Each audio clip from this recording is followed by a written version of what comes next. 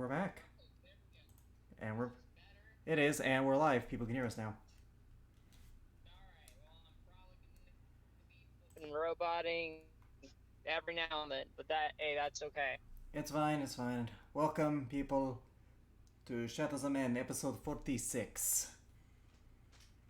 Four away from the big 50. I'm in my car. I need my horse. How are you, Titan? I'm good. So, before we get started for today, a couple announcements. First, the Team B episodes are going to be live, are going to be done on Thursdays at 3 p.m. U.S. Eastern. Second, Alice not joined us tonight. She had a long day of work and therefore cannot make it. Finally, for the first half of this, Jacob's probably going to be off computer, but he is going to be role playing. So, gentlemen. Yeah. To the best of my abilities. Gentlemen, are you guys ready? Yes. As ready as one can truly be.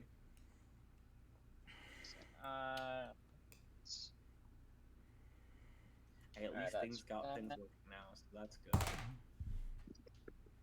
Jacob.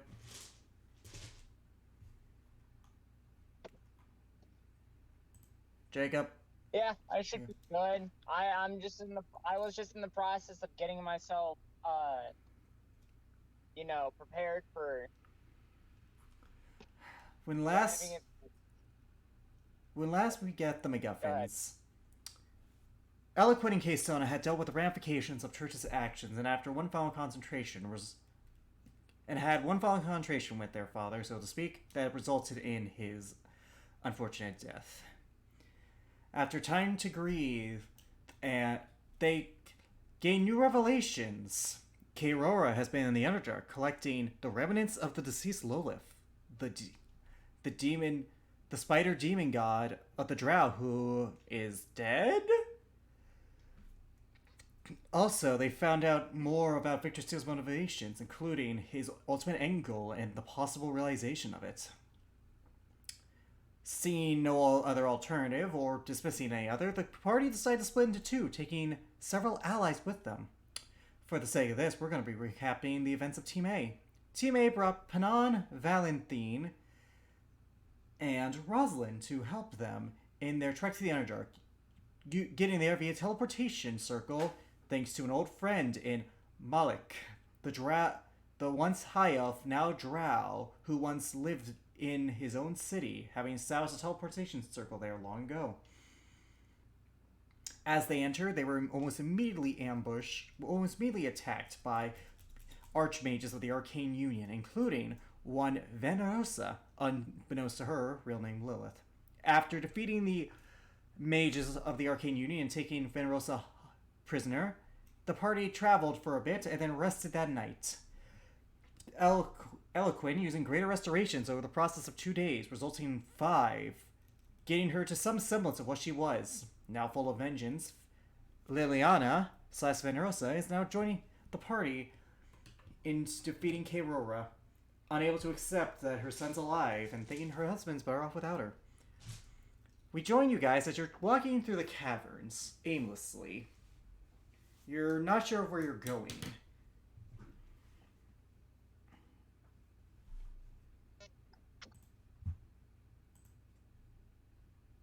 Well, this place seems rather unique. It's exactly the same as it was before. Full of dead, dirty. It just smells like dirt. It's dark, moist, and smells of rot. That's. Oh, wanna know what else smells like dark and moist rot? Tartarus's room. Not really. Come on, that was supposed to be a joke. At this point, Valentine pipes up. We're lost, aren't we? Absolutely. Well, not like we exactly have a map down here, so. It's the Liliana pipes up. It's the Underdark. There aren't any maps. It's just an endless series of caverns that lead to even more caverns. It's its own subsection. And no one's dumb enough to map it because anyone who tries ends up dead. I have something that could help us, but I need... Oh. You need what? I said, I have something that could help us, but I need to at least know where we're going. Liliana sighs. I know of 4 places we could go. Some more dangerous than others. Well, you should start listing them off. Alright, one second, let me get my notes. Tell me, have you ever heard of the Illithads? Nature or Arcana checks for both of you? I'm gonna roll for them. Okay. Nature check What's for better for me? Kevin. They're literally the same, so I'll roll Arcana. Nope. Eloquin? The fuck is an Illithad? Exactly. Roll for Kevin. Okay, I have to get into a sheep. Kevin Putman. Luckily things are loading faster now, so I can actually do. And then as I say that, it starts to slow down. Okay, there we go. In his sheet, they're the same, so I'm just gonna roll Arcana for him too. 9, no idea. They don't know. She doesn't know. No one knows. You all look at her puzzled. Like, I have no idea what this is. What the hell is... An Illithad is also known as a Mind Flayer. They're these humanoid tentacle monsters. Creatures from another plane, an alien presence in ours. They tend to reside in the Underdark. Oh, that sounds terrible. They are. They devour the memories of a person by eating their brain, as well enslave other races. They are effectively a hive mind society, answering to an elder brain. That kind of reminds me of the Planars, to be honest. Not really. The Planars are different than them. These are not intensely powerful beings, rather there's a lot of them. Regardless, they possess one of the pieces of Lolith. When we came down here, it took us a month, but after we invaded the Drugers and took amongst them the legs of Lolith. You guys can roll another major check to see if you know what Drugers are. Okay.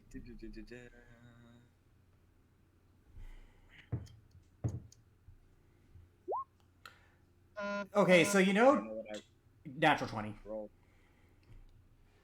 Oh, damn.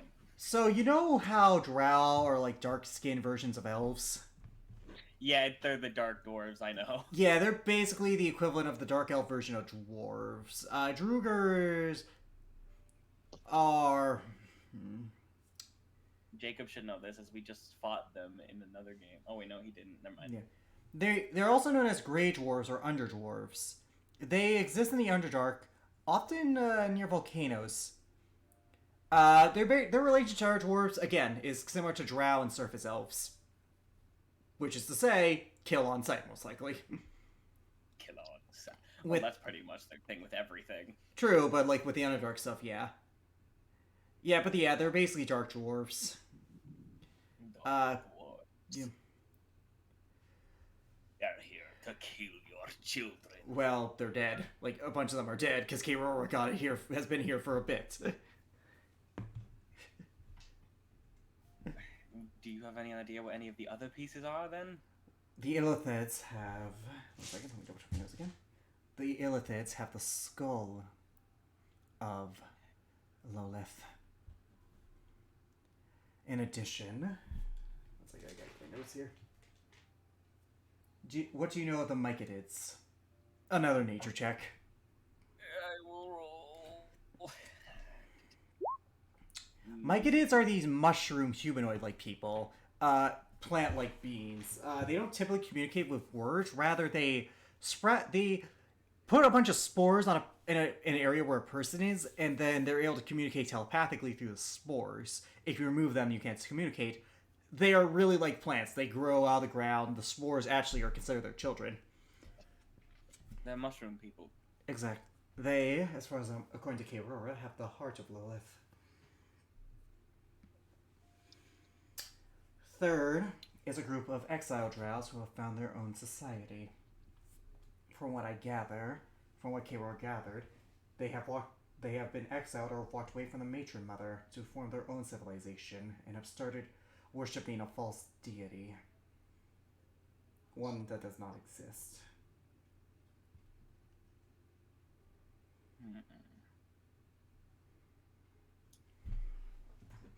Finally, the remnants of all of Lilith are located in the Drow city run by the Matron Mother. The Matron Mother being the ruler of the Drow, the speaker of Lilith, along with Yoklops, who have been perpetuating the lie that Lilith is still alive and still exists among the Drow. In truth, she's been dead for many millennia.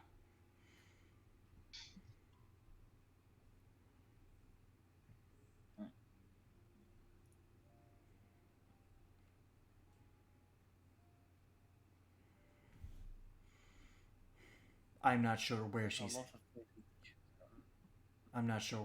headed first. The friendliest place will most likely be the exiled Drow. At the very least, they may have more knowledge about... Aurora suspected they had knowledge about the phenomena you witnessed earlier with the clouds.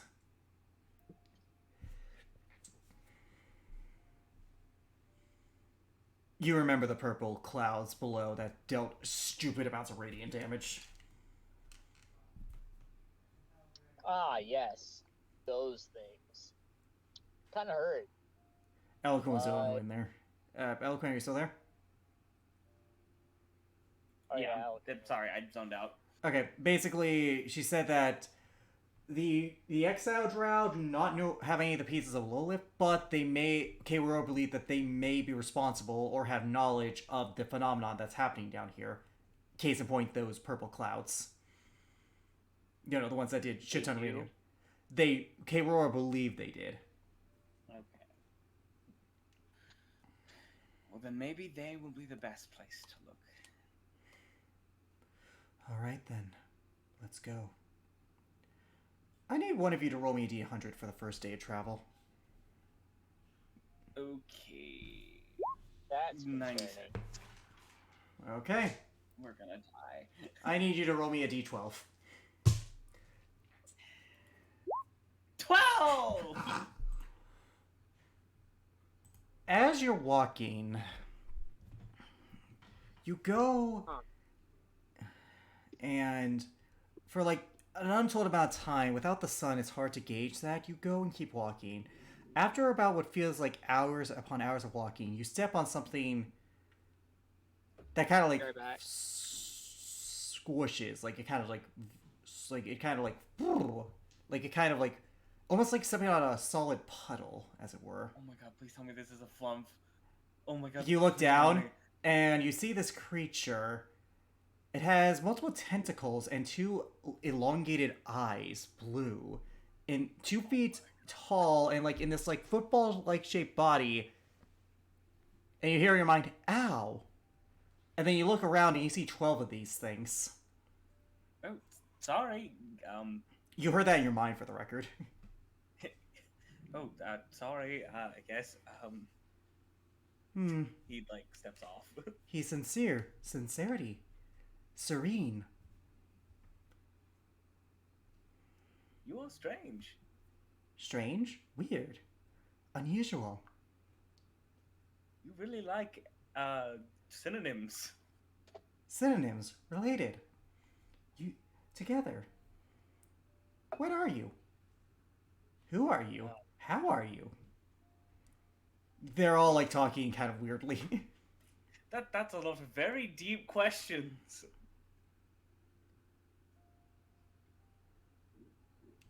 Deep. Meaning. Understanding. Well, it was nice talking to you, but we really have somewhere to be. S- Where? Location? Why?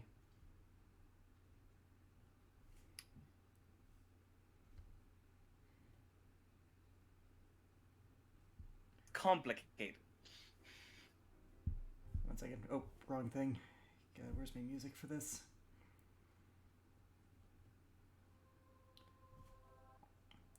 They look towards each other. Complicated. We want to understand. We are Flumps. What are you? I am Changeling. Changeling. Have not seen those in a while. Curious. What brings you down here? We are trying to stop someone from resurrecting a dead god, I think. Or at least collecting their pieces. Lolith. Spider. Nasty. Indeed. Who? Where? Why? A very evil woman named Kerora.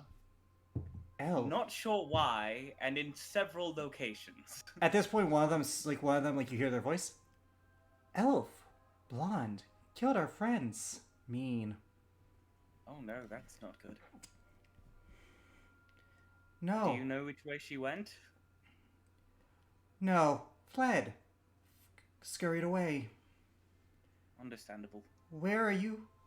You are here. Stop her. You are here. You are here to stop her. Indeed. Where are you going? Me, another one pipes in your head. We may be of assistance. Allow us to help. Please, let us help. We are currently headed towards a exiled drow village. Drow. Dark elves. Nice lady. We know way. I know we can trust these things, but Eloquent has to Insight. roll in 25. They seem innocent enough. Like, these things do not look harmful in any manner. Keep in mind, these are like 2 feet tall blobs that can look a little uncanny. But overall, they're very friendly. You're not sure what they are, but actually, roll me an Arcana check. Arcana. You're not sure what these are. You just know them as Flump. It's, yeah, but All right then. Distrust. Lead the way. Uncertainty. Sphere. They begin to glow. One second, I gotta look up the color they glow. Because they do glow to showcase the emotions they're reading off. I love flumps. I Oh, yeah. absolutely adore flumps. They begin to go blue. Here, I'm gonna post an image. They're these. Okay, so Jacob, imagine the body of like these 2 foot tall white football-looking creatures with tentacle-like eyes and tentacles beneath that are just like they're really cool. Like they're really cool. Anyways, they begin to go blue in. They shift between blue and green with you, Eloquent. Blue to represent your mistrust, but green to represent your curiosity at what these things are.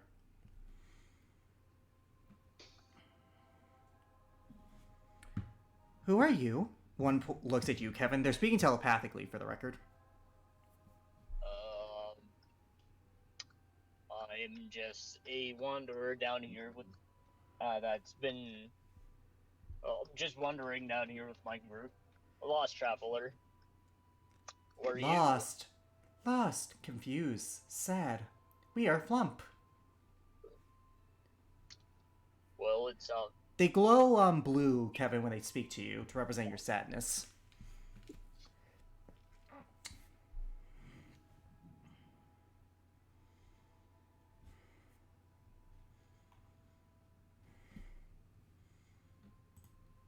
hang on a second. It's fine. It's traffic here, so I'm patiently waiting. Oh, looks like the Google Chrome disconnected. I mean, I don't see any reason to really mistrust you, so... We are honest, truthful, never lie. We are Flump.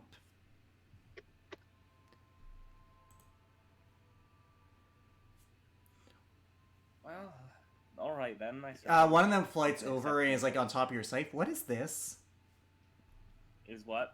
He's like, they're on top of your scythe. What is this?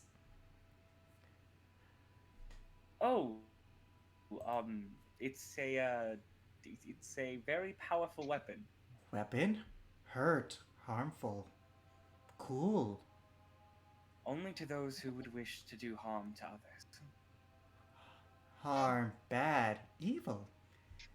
We can help. Along the way, we request you tell us about the above world. Tell us stories. All right. Well, Kevin has more of those than I do. They all float. All 12 of them begin to float around you. Kevin, tell us, tell us, tell us, tell us. You just hear in your head consistently. Tell us, tell us, tell us, tell us. All right. Now let's see. Well, he would go and tell them about the play that they recently went and saw. Tragedy, sadness, remorse.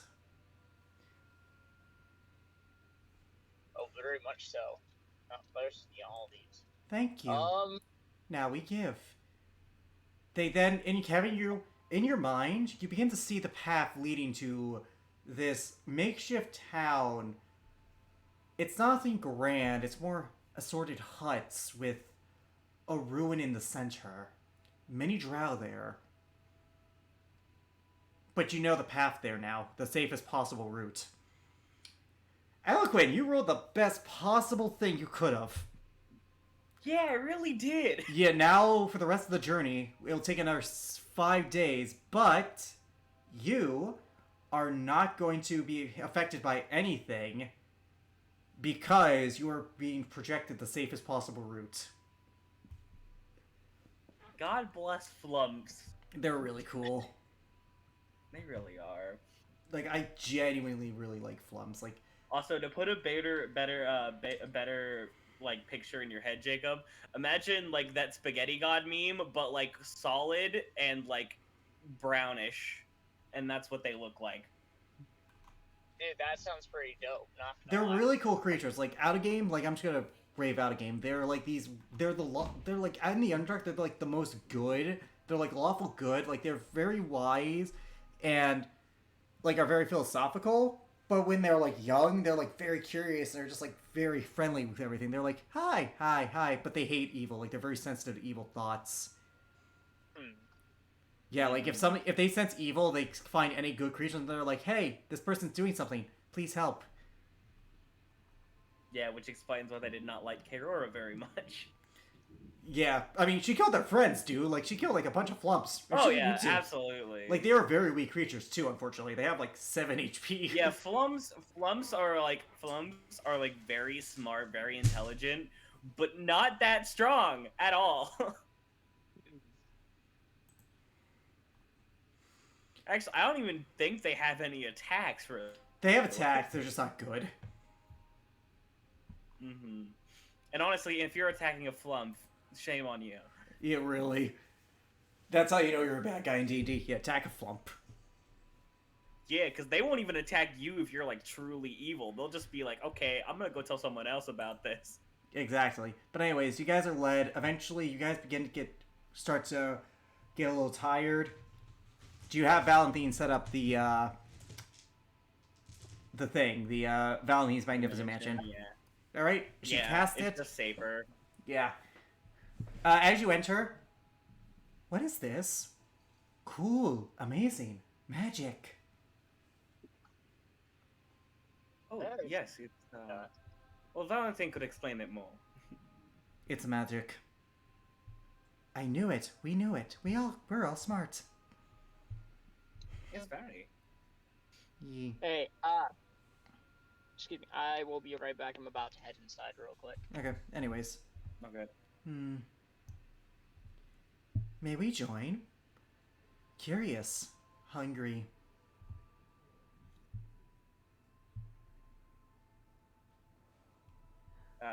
That's up to Valentine, really. I don't care.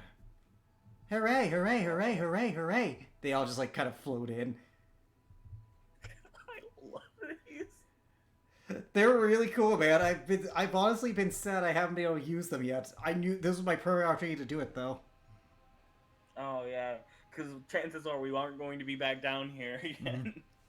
Probably not, so this is my only chance, and I'm so glad you rolled what you did. You could have missed these guys entire. And I would have been sad. Oh my god, that would have been both terrible from like an actual game perspective and terrible from my own heart's perspective. Yeah. Anyways, night settle. Well, I say night.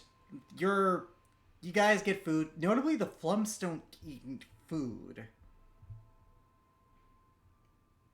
If I remember, they like slowly suck off like pleasant memories, but like not like illithids do. It's just more like they feed off the experience of them.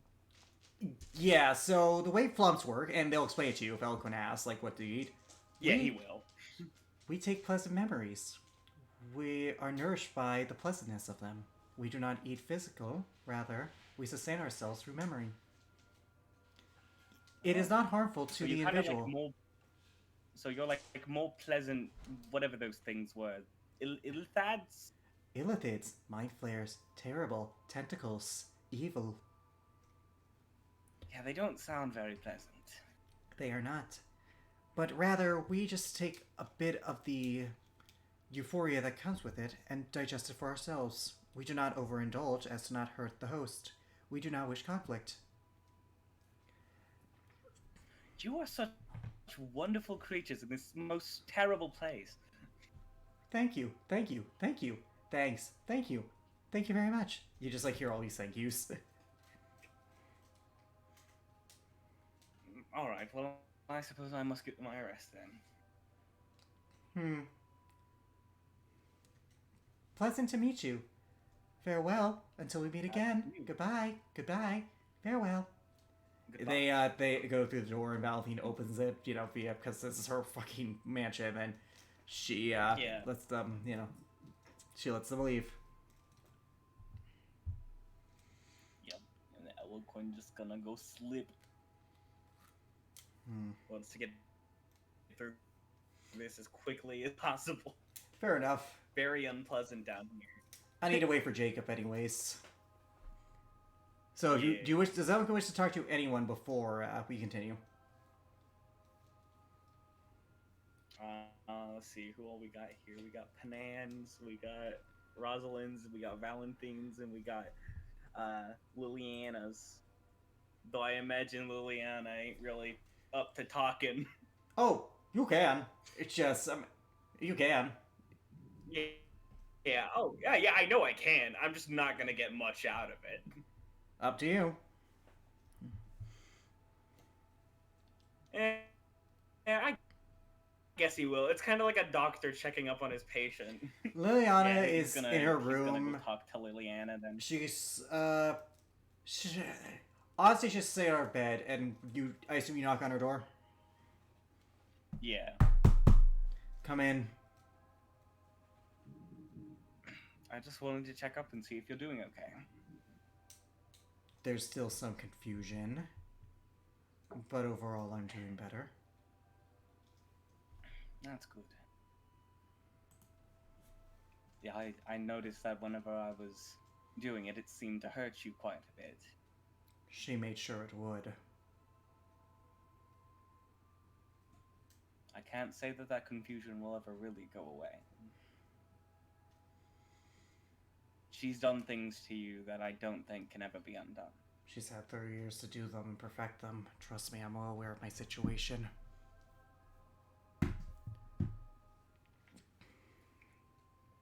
What did you want from me? I want to make sure that whatever you do, you don't throw away what you've been given again. I'm not throwing away a second chance. It will not end killer. once Keirora is gone.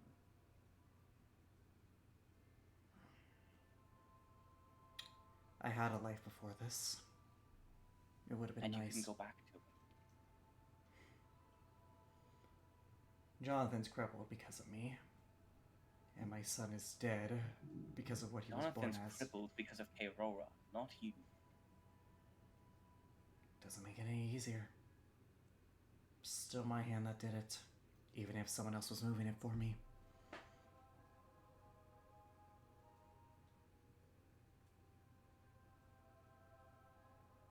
And I have 30 years You of know that- similar. And You know that little bird? You know that little bird that that was there? The kenku? Yes. She was insistent that my son was alive. Insanity. She was also mind controlled once and tried to kill me. It was a lot easier for me to get through than it was for her, but Tell me, yes. did she then disappear on you for 30 years while you did horrible, unspeakable things? No, because we were able to help Then it's her. not the same. But it is. The only difference is someone was able to get to her before. You still, it's just because it took that long doesn't mean your chances are gone. Persuasion.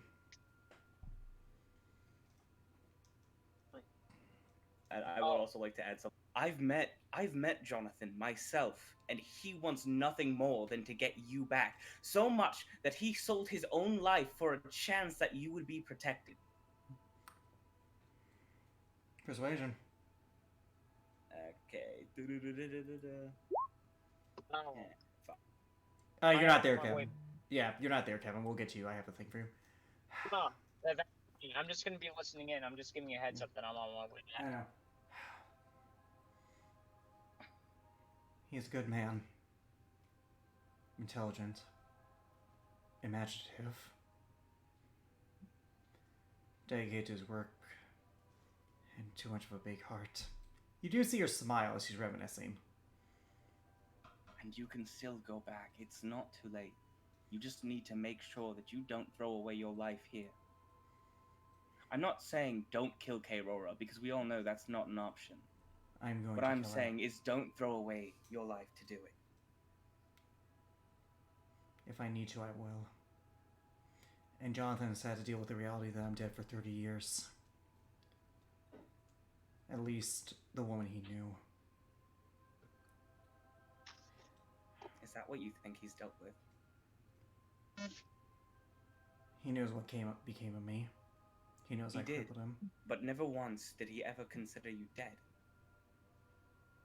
He spent every day knowing that you were still in there somewhere, having to suffer through everything. And yet every day he held out hope that one day you would be let out. He has a big heart. That's why it hurt. That's why it hurts that I won't be able to see him again. Keep in mind, you did roll 15. You did get to reminisce to be happier, but you're not gonna persuade that. We'll see what happens with the Battle of K-Rora. After that, that's up for anyone to decide. I will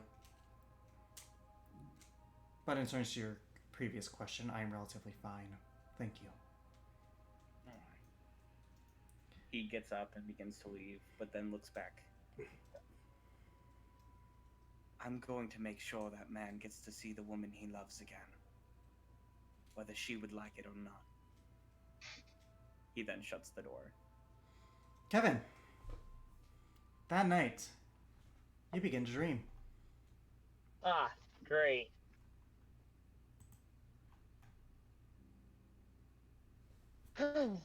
All right, what You're BS am I in- attempting today? You're in a purple fog. Above you, purple clouds are storming. You can't make heads or tails of anything before you. The fog is so thick you can barely see your own hands. But it's warm. It's soothing. It's not harmful. You see a light piercing through.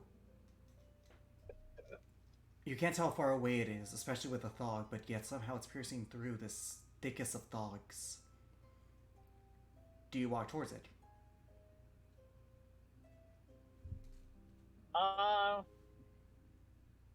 I don't suppose I can roll anything to try to see if I can't recognize it, can I? You would not recognize it at all. It's just a light. It's an indiscriminatory light that you cannot recognize. Well, Kevin being the dumbass he can be, he's gonna walk towards it.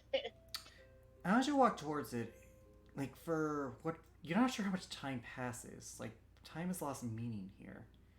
1 second could feel like an eternity a second. But as you step forward, the light doesn't get closer for a while. Or maybe not a while at all. You're not sure. Time has no meaning.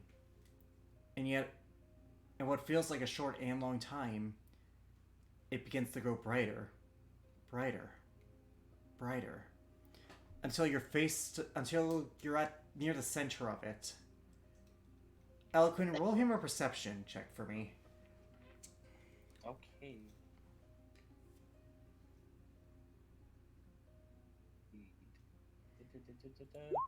Character sheet. 21. 21. You see in the light, you see a humanoid shape emitting it. You're unsure of the finer details, but it has the outline of a humanoid. You can't see facial features, you cannot see body type, you cannot see any distinguishing features that would make it a certain race. You just see the figure and nothing more. What do you do?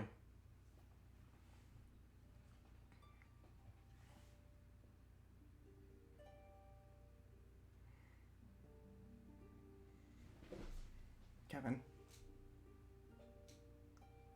Jacob? One moment. Kevin would try to see if he can't reach out and touch it. You reach out, you're able to go through. You have to, like, shield your eyes, the light is that intense. And then you touch its foot as it's hovering above. And then the figure then looks down at you and lifts and, like, pulls its foot away slowly and then raises its hand, almost limp. Its finger extended, about to touch you on your forehead. Do you allow it to do so? As you touch it, by the way, it feels hot and cold at the same time. You feel... And as you do, you hear these voices. Please help. Like, various voices. Please help. I pray to you dearly. All these voices that seem to be out in prayer. Who are you? Where are you? Do you allow the entity to touch you?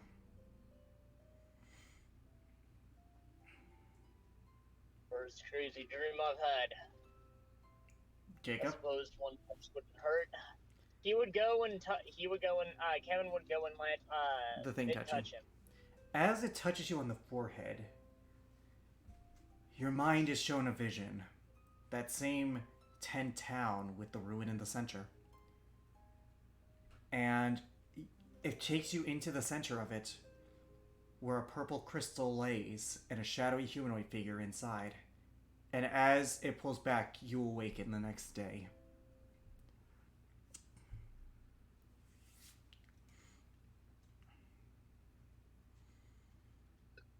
Well,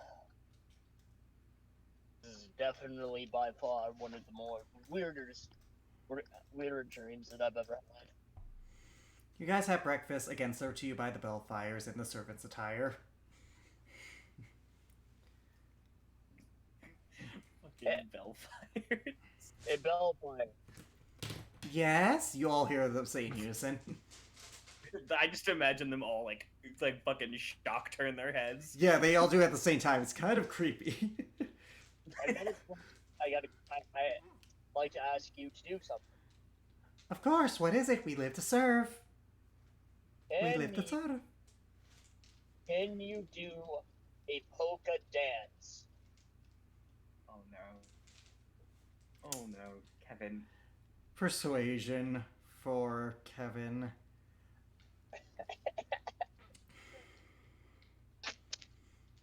Kevin. Gallican, I need to roll that persuasion Why? for him. Yeah, I know. I'm sorry. Why does he have such a good modifier? Because he is a guild merchant artisan. They get proficiency. Valentine just like has to hide a smirk and as they do a polka dance. That was for her, for the record, just to see if she would allow that. Spoilers, it wasn't a high DC. You watch as all the Bellfires do a polka dance. Valentine has to contain her laughter. Uh, I do not see the humor in this, Pinon pipes up. Valentine. Yeah, you guys laugh now. I'm going to tell her about this when we get back. Oh, it's all worth it. Valentine, I am so happy that you made all your servants, the replicas of Bellfire. What can I say? What can I say? Catharsis has its pleasures. By the way, Alcuin, Pinon is a little discomforted by that. Considering what you know how to game, it makes sense. Yeah, it makes Yeah, Eloquen's gonna pat her on the back. Yep. Here. Thank you. All right. You guys go out. During this day, I need Eloquin to roll me a dexterity saving throw. Oh shit, okay. At least I'm good at these. 22. As you're walking, the ground underneath collapses. You're able to get out of the way just in the nick of time as you see more of that purple cloud-like mist below. The hole is about 5 feet wide. It's in, and like it seems like there's a bunch of rubble that was collapsing under it. It wasn't like this was hollow ground. Rather, it seems like something forced it to break and tear. That's no good. Kaorora was investigating that. Part of the reason we came to the Underdark. We're not sure what's causing... She wasn't sure what was causing it the last time I spoke with her. I spoke with her. Venrosa spoke with her. Someone of great wisdom told me we'd be meeting the cause of that. So it is... So something is causing this, then. It isn't a... curious. Any idea who could be? I don't know. I don't think it's anything evil, though. I feel like it'd be more intimidating if it was. Usually when things are caused by something sinister, it creeps up on you, but that just seems to spread indiscriminately. We should keep on our guard. More things could collapse. Later in the day, I will need Rosalind Panan to roll a saving throw. She passes. At a certain point, a couple of hours later, again, like this time, a big chunk, more like a 10-foot wide hole pops out, and she's able to jump out of the way just at the last second. Okay, serious. I do not know what happened since last time we've been here, but this place was not collapsing like that last time. Like I said, we didn't ever discover the cause. At least, if they have, it was after you took me. It's very concerning. It's cracking almost like an egg, really. All we know that it was unusually high in radiant energy. Yeah, I felt that.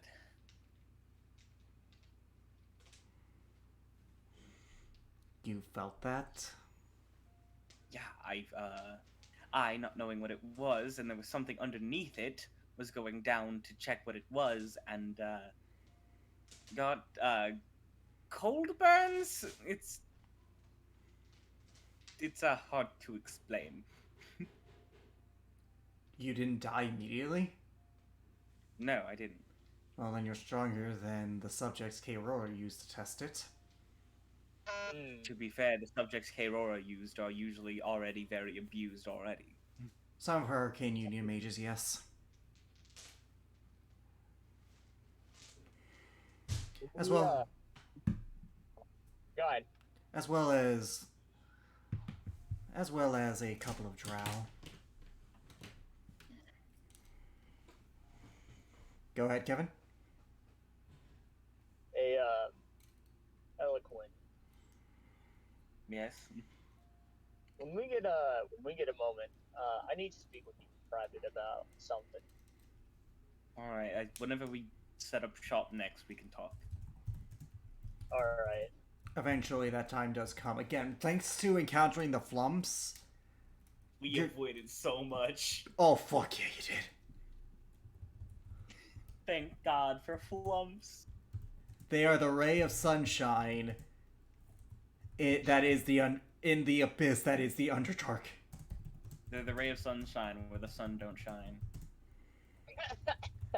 Yeah, that's pretty fun. Right to the sunshine. Anywho, yeah, he will whenever Valentine next does the mansion, he will pull you into a room and be like, "What's up?"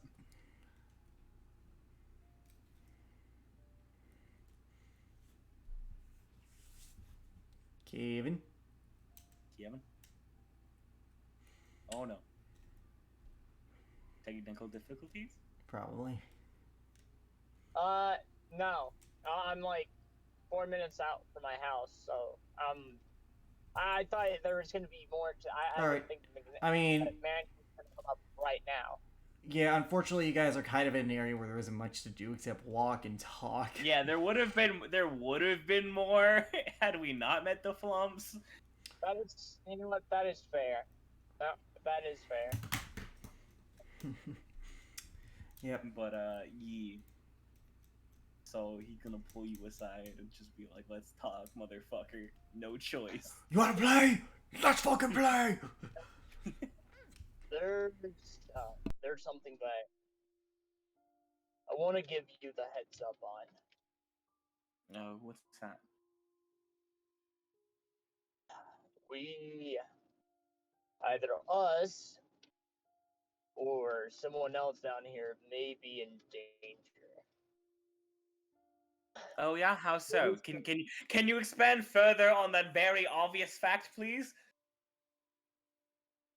Look, last night when I was sleeping, I had a dream, and within the dream, there was this humanoid figure. Couldn't recognize them. They were surrounded by the purple mist that, kind of like the purple mist that we see. They seemed like they were chanting, "Help us." To clarify, it sounded like prayers. Like things were praying when you touched that entity. Well, I mean, do you remember where they were? No, you just heard voices. I don't know. Actually, no. You did describe the tents and villages. I did describe that, but that isn't. But you have no indication that's where the prayers came from. They were inside of a village of some sorts. And no, he does because the flump showed us the same image. And when I went You to described touch, it as you see the tents and villages again. I know, but that's. But again, I must clarify. I didn't say that's where the prayers were coming from. I said that's where that purple crystalline object with the humanoid person in there was. The voices were many, and you didn't see anyone in the 10-town village. Well, I mean, I don't think there's much we can do if they don't show up anywhere. So. Nope. We can't help pray. We can't attend to prayers that we don't know where they're from. That is true. But in the village, there is that crystallized looking individual that I had seen. We'll get to that when we get there. We're already headed there anyway. And All honestly, chances are that's probably what we're looking for.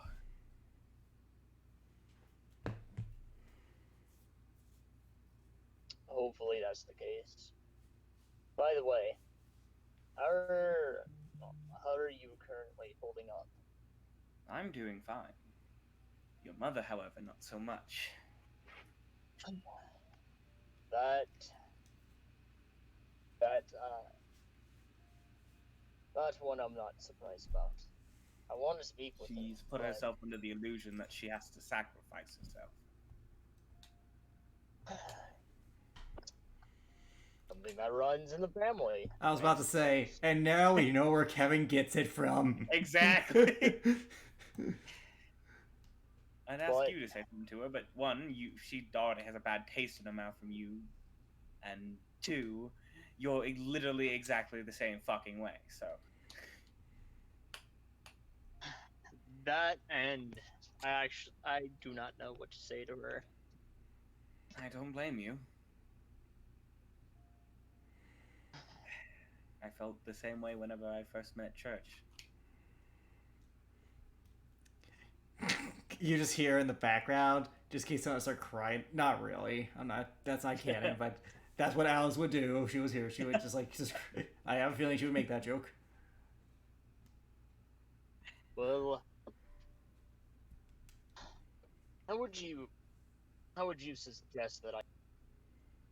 Nope, he's gone. Jacob, come back.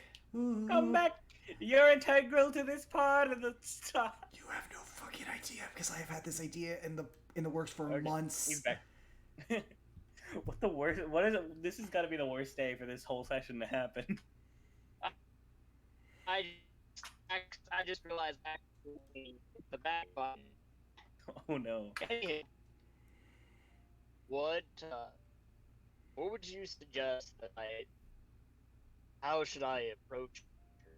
I want to make at least some small conversation before, we face Aurora. I don't think there's much you can do.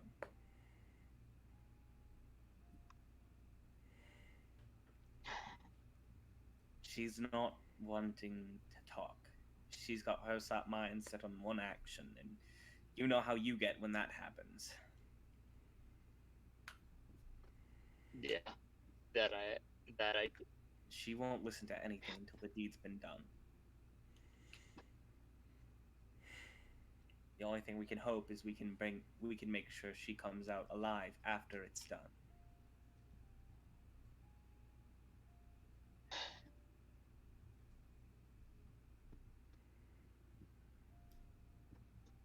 Kevin, I want you to be ready that if she goes to sacrifice herself, I want you to be ready to stop her. This woman has lost too much. She'll throw her life away here. We've lost plenty to Belthorn and plenty to other people. I'm willing to go and stop her. I'm gonna try my luck. Even if it means we have to let Kerora go. I hope you know that's what that means.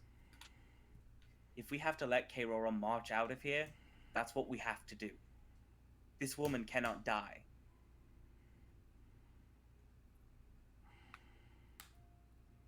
As much as I'd like to go and defeat Kerora here and now, I understand.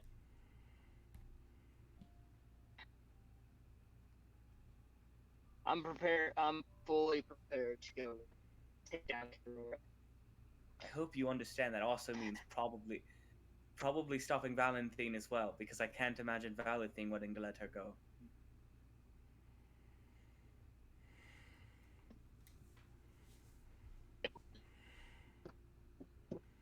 No, honestly, Valentine looks like she might just freeze up when she sees her. You are unaware of that fact. You did not pass that insight check. Oh, that's right, I didn't. Yep. Neither of you were. The only Keystone passed it. Well, we don't even know how fucking Valentine's going to act about it.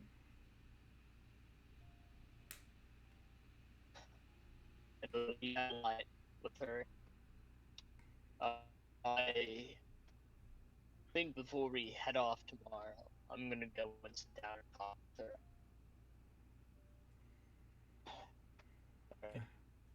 Actually, I think that's to do that. You're roboting hard, Jacob. Yeah, like okay. Give me a second. There you go, it's go better. Inside. Yeah. Okay, we're gonna let go inside. AKA, basically, Kevin's gonna want to go talk to Valentine. To Valentine. But give me a moment. Let me head inside real quick. Okay.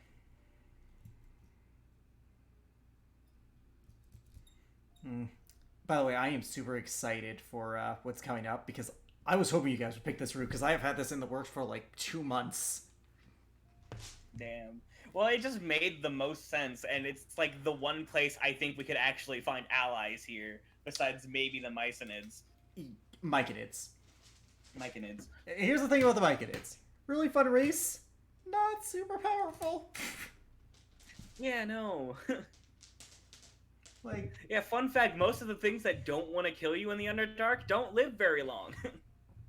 Flumps are an exception just because they're good at getting out of situations, but Mycadids are... That, and I think they're literally immortal upon literally being killed.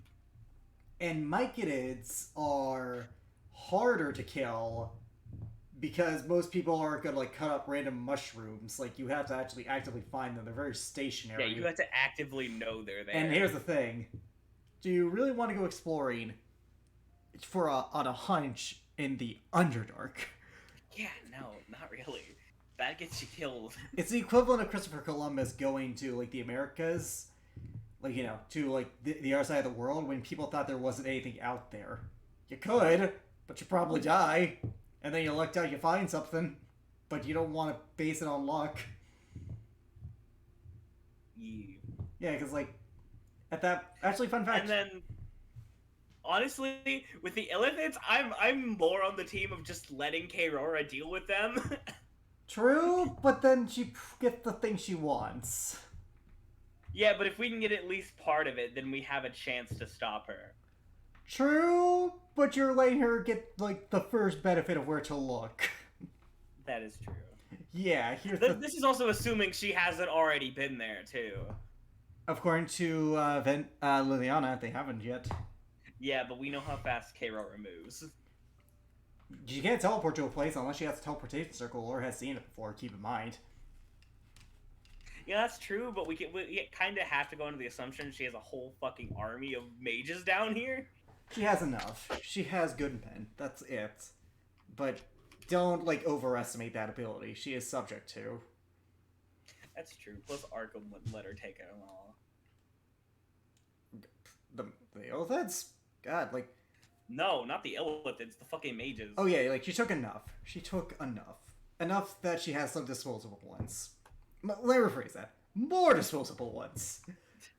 Everybody's disposable to Kayrora. You are not wrong. Definitely not. No, like, that's like the fundamental truth of Kayrora. She is a sociopath through and through, and everyone's a tool to her.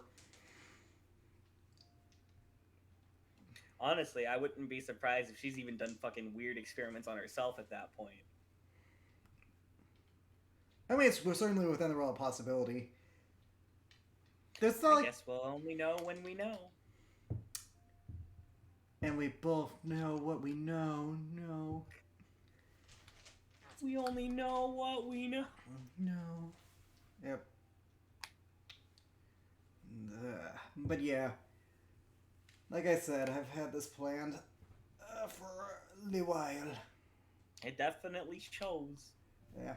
I'm Also, so glad we found those Flum stuff.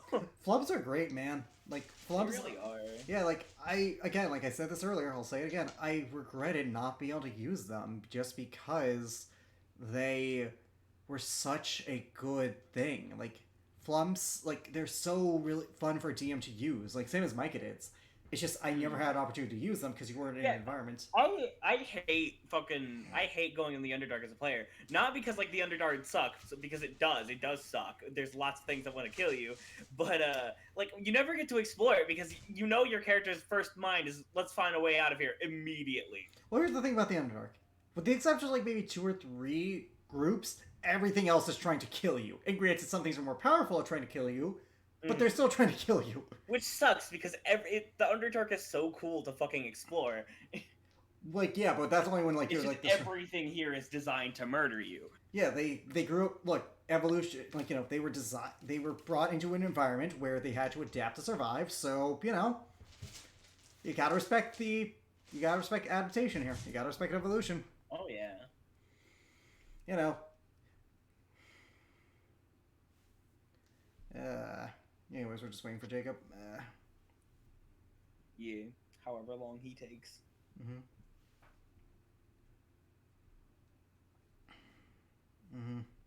What was I sent?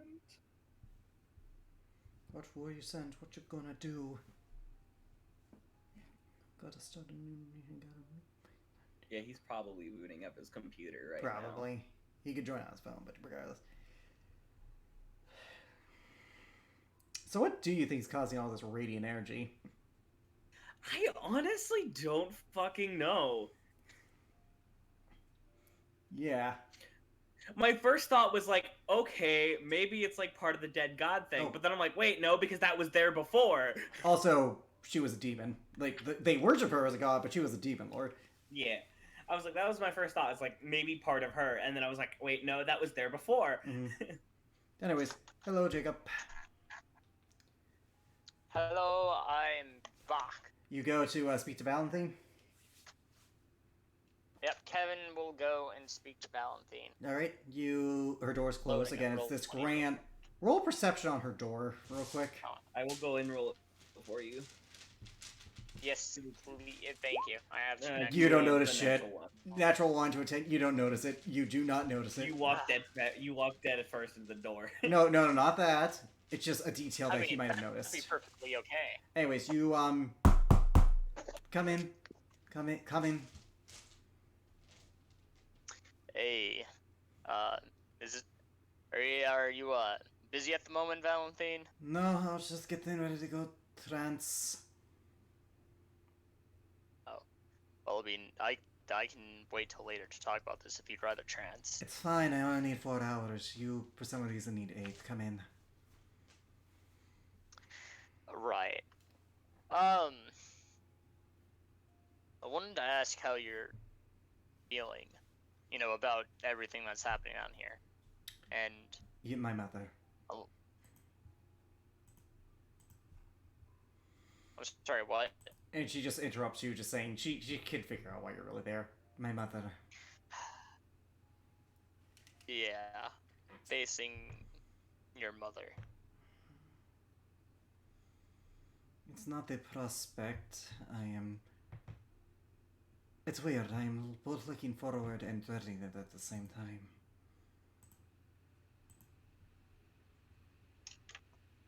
Hmm.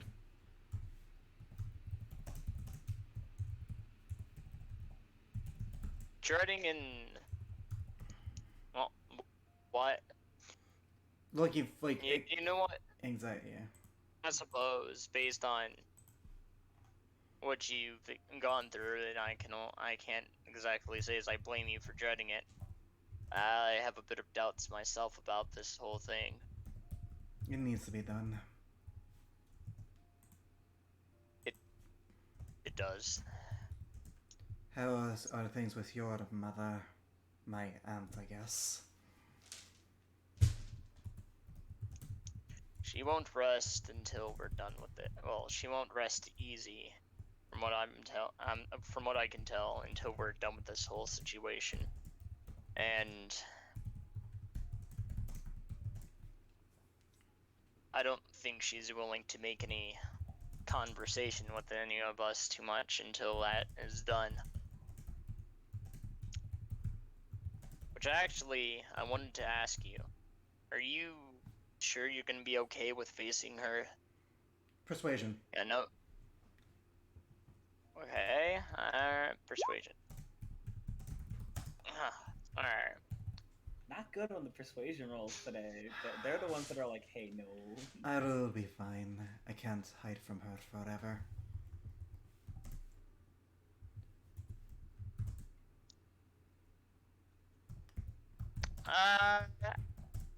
Can I roll an insight? Sure. There was no technical lie in that statement. What are you trying to insight?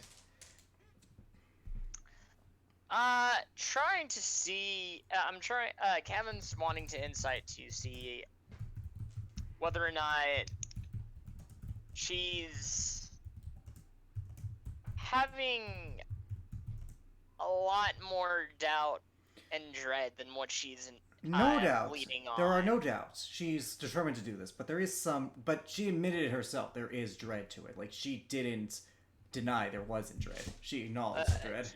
She's trying to see how much dread there actually is. Hard to gauge with her. It honestly is really hard to gauge with her. Valentine's been bottling her shit up for years. Yeah, I don't really think. Here's the thing, Kevin. What you can tell, I don't think even she isn't aware of how much dread there is. It kind of will come out of the moment, maybe, or maybe it'll build up to it. You're not sure, but there is dread. She never denied that there's dread. She just is content with the mindset of I have to do this. I can't, if I don't, I'll never be able to do it again because odds are you guys are probably going to do it.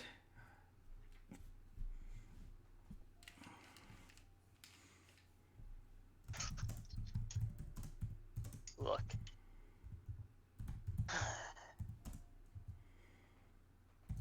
Not exactly one that's good for conversation. Or trying to make people feel better, but we'll be here to help you out balancing with this. We got each other's back. We're gonna be taking her down. She's done too much to you. She's done too much to my mother, your aunt. She's done too much to the rest of the group. If we get the chance to, I want to see her surprised. I'd like to see her surprised face seeing how strong you are. Or how strong you've grown since she did what she did. I have technically never met her. I was taken away when I was very young. I'm sure she did things. After all, why would my father take me away if she didn't? But I'm not sure what she did.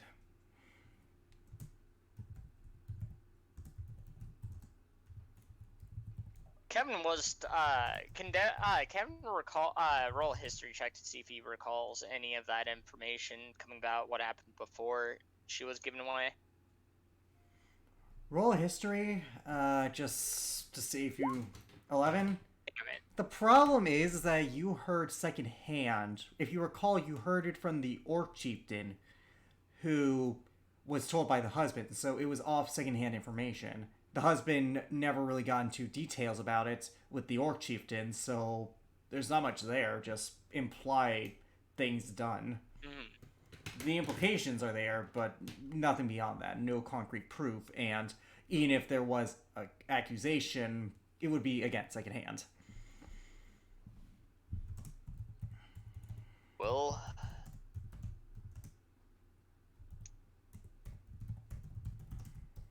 I never truly found out what happened to you either, otherwise, I'll tell you in a heartbeat. Are you looking to try to possibly get some answers from her, Valentine?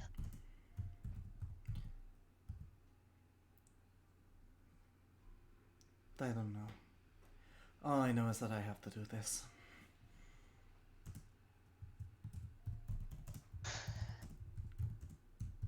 Have to do what?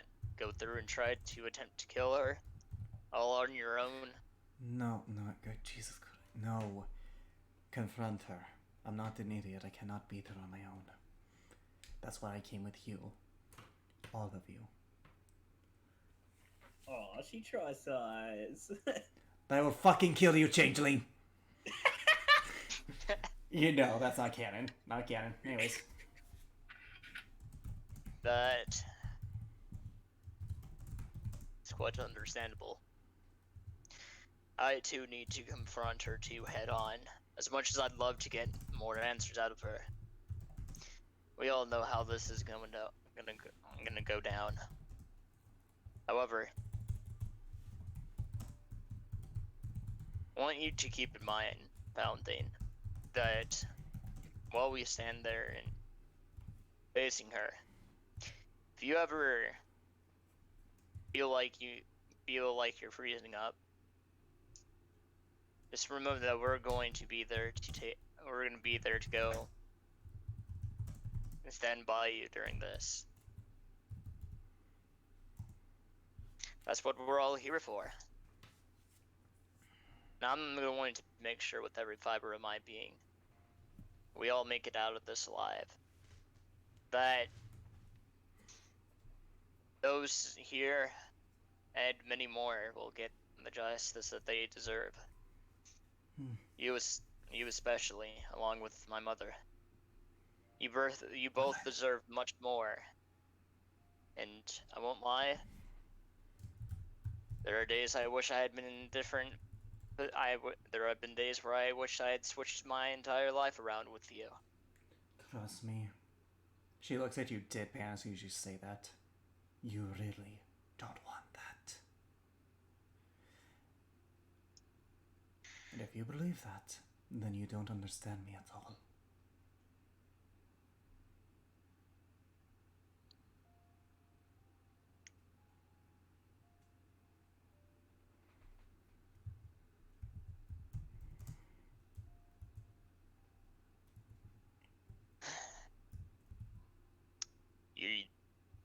You are right. I don't know you at all, Valentine.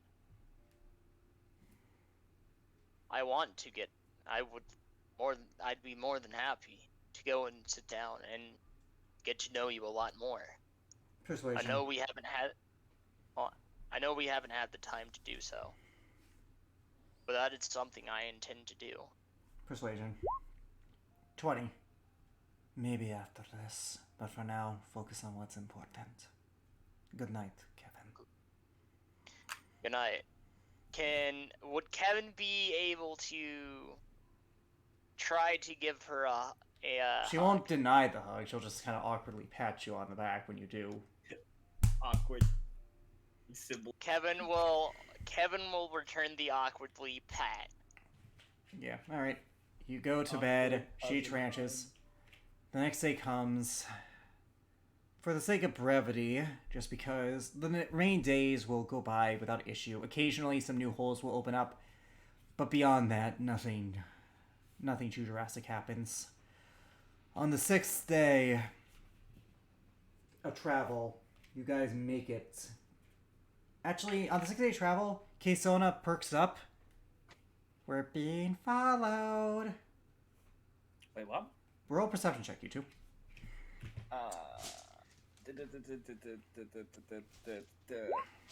15. Alright, 15. No, 11. Actually, can I have Bridget give me the help action? Sure, I allow it. 22. Just call that in advance from now on, dude. You gotta call it in advance. Alright.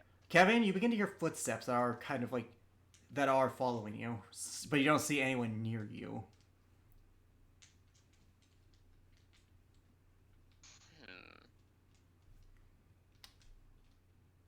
If no one's gonna do anything, in case someone's gonna do a thing. I don't think there's really much we can do besides keep The only going, but keep an eye out. Hey! Who's following us? Oh god. Damn it. You then watch I didn't as... on a reaction now. Yeah. You then watch as, dropping from invisibility, are 10 drow in similar armor to the drow you've encountered before, but the symbology of the spider has been removed from any of their articles of clothing, down to their weapons. They have their weapons drawn, all surrounding you guys in a circle. Eloquent would take his scythe and put it on his back. We mean no harm. Kevin, what were you saying? Kevin has his hand on his bow ready to draw it out if need be. Alright. Eloquent persuasion. Okay. Could I give him... Could I help him by saying we're trying to locate Aurora? You say that, their heads tilt. They don't know who that is. You can mention... I don't know. Whatever. Yeah, no, fuck, we're fucked. Yeah, we're fucked! Actually, can I use my DM inspiration to re-roll? Yes, you can. You know what? Because of the inspiration, Kevin, I'll allow you to try to rephrase that. As they do, Eloquent, as you say that originally, Eloquent, they begin to move forward a little bit. Kevin, I'll give you one last chance. Think of an argument. What the fuck? They begin to move forward, Eloquent. Not saying to believe you. Why are you seeking... I know. Why are you seeking our home? Who are you? One of the drow speaks up. We're looking for the fragments of a dead god to stop someone from potentially bringing them back. Persuasion? Yeah, I know, it sounds fucking ridiculous. So, yeah. What the fuck? This is the payback. This is payback. This is the And fucking payback. Kevin, I'll give you a chance to defuse the situation. Please, you have the higher persuasion, my dude. Try to think of something that I can relate to. You know your knowledge, you know that these guys are exiled from the matron mother of the Drow City. All right.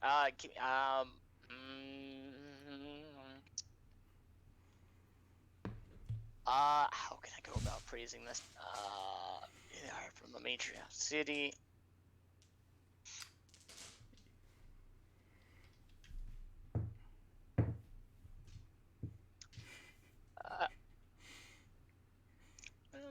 We're trying. No, hold on. All right, give me a moment. I gotta think about I gotta think on how You I know want to word they. this.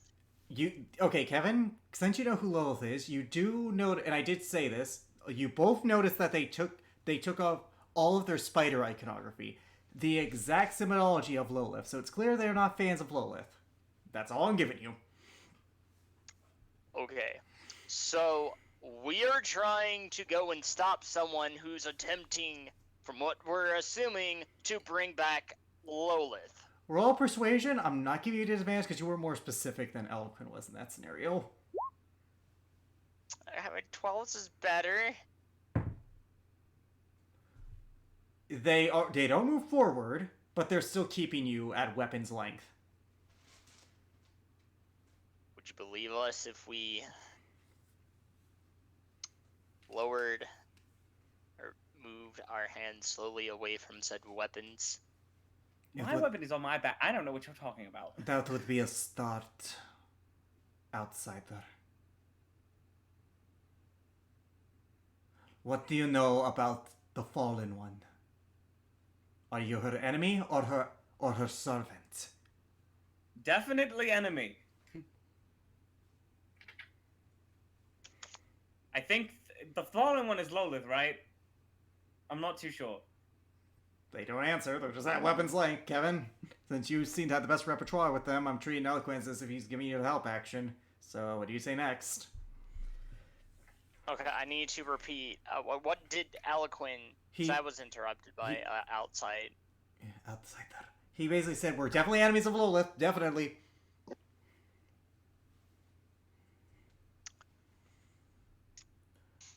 You do know one of her servants did try to kill your child as well. Yeah, I was about to say that, yeah. Look. A servant of Lolith came through to my own home, trying to kill my own child. Persuasion. Who is also a drow. That's not gonna help you, but Elvin's already giving you the help action, so. It does not matter! Okay, well, good news is they rolled low. Some of them begin to lower their weapons. Why come to us? Why come to us? The Flumps sent us here. The Flumps? Why didn't you say so in the first place? Oh my! Oh, it was that easy? Well, okay. Out of game? Yes. They're friends with the Flumps. I made a point to say they're friends with the Flumps. Oh. You know what? No, that is fair. I made a point to say that as the Flumps. It was just Picard's face himself. Like, Eloquent just like fucking face palms. Like, god damn it. I feel like every one of the groups just like has that reaction. Like, they literally told us you guys were friends. God damn. Yeah. I love. Kevin would go to the nearby wall and just bang his head against the wall for a couple of seconds. Oh, cool! Roll a dexterity saving throw, bud. With disadvantage, because you're willingly doing this. Oh, son of a... Haha, 20. Probably not gonna help me. As you bang, you watch as the wall collapses, and you kind of like tumble forward, but then you pull yourself back just as the purple clouds, as you see the purple clouds. Okay, they are very That's a unstable. good question. Do you guys know what that stuff is? We're unsure. For now, we'll take you to our settlement. I'm sure that if you are here to help and you do seem well equipped, I'm sure that one second, let me get this person's name. I am sure that Kazlina will want to help. And by the way, just for you, Kevin, here's what a flump looks like. I'm imagining what name? What was the name you said Oh, again? that's pretty cool. Kazlina. I'm assuming this Kazlina is the nice lady that the Flumps talked about. That is what they call her, yes. She is our... Well, I don't want to call her matron mother because we're trying to leave away from that, but effectively that's what she is to us. Let's go with Chiefess then. Chiefess? It's an upper world thing. By the way, they were speaking Elvish, for the record.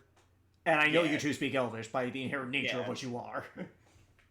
Yeah, we both speak Elvish. So. Yeah, so I knew you spoke Elvish. It's an overworld thing for very similar situations to this. Yes. Huh.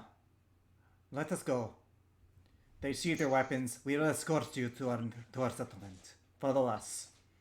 And do not do anything too aggressive in here. Things shatter at random. Alright, don't worry. I have no intention of doing anything. I have no intention either. You're led for 30 minutes until you reach the settlement. It's a tent town, clearly made with scraps of what they have. These people don't have much. No one seems malnourished, but they aren't rich. They're clearly living to the best of their abilities, which is better than, honestly. They're living off the land. They're living off the land, and they've been fortunate. They seem to rely on each other's survival. Notably, the tents themselves are made out of bullet skin, notably. Ooh, bullets. Yeah, as well as other types of creatures. It's a combination. It seems to be like put together randomly. There is no organization. It's just whatever you can use, you use. The whole encompass is like this wide open area where there's actually a river at the outskirts of it, so they do have a water supply. Notably, Kevin, you would notice this first because of who you are. They don't have currency down here. They trade, like, whenever you see an interaction of business, it seems to be a trade of goods, not of coin. Making sense because coin would have little to no value down here. Mm-hmm. Especially in a camp like this. Gold doesn't really matter much. I will say this. Eloquin, as they enter this place, is going to begin casting Hallow. What does Hallow do? Here, I will send it to you. I'm specifically doing the extra-dimensional interference. See. Hello, It's very big. So I can't send it all. I'll say this, the encampment's like around 400 feet in length. So you would only get 60 feet of this camp. Alright, I will, well, since I'm beginning casting it, I will finish casting it in the center. You are actually taken, the center of this place is that ruined temple you saw before. It has like Gothic architecture, and it's clear that there's been intentional damage done recently. Amongst the rubble, you do see iconography as spiders. It's clear what this once was. That makes me... No. It could... What? What are you talking about? One of the drow looks at you. We've been here before. It's not the same temple. Oh, it's not? Okay, It's not. I thought you said it was the same temple. No, I said Okay, that never the mind, implications of the spider iconography that they removed is obvious. This was a temple to Lolith. Okay. Never mind, then he doesn't say anything. Yeah. Alright, anyways, you guys... They escort you inside. The mistress will be... We will inform the mistress of your presence. Wait here. One of the guards runs off, the one that's been talking, and the rest stay to make sure you stay there. By the way, if anyone's wondering, all drow inhabitants. All drow. All drow.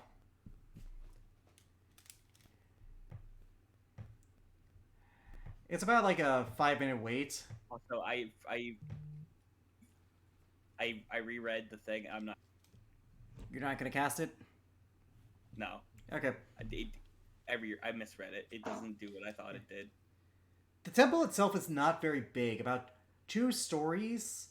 About 50 feet long, 50 feet wide. It's clear it wasn't meant for mass worship, rather as a shrine that they are makeshifting use as lodgings. Like on our way here, did we see that crystallized thing? No, you did not. Oh.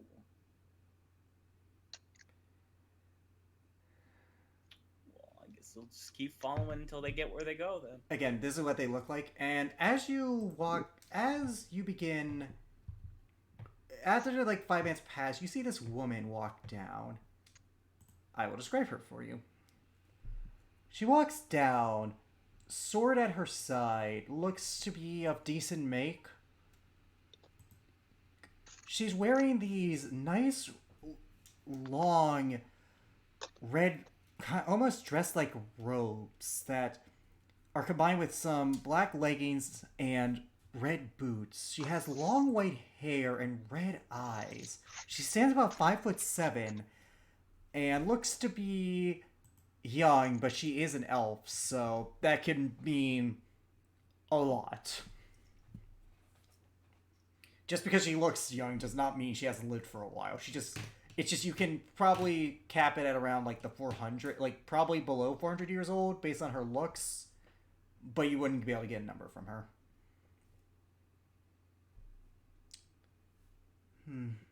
These are the ones you told me about. She looks you all up and down. Why have you come here?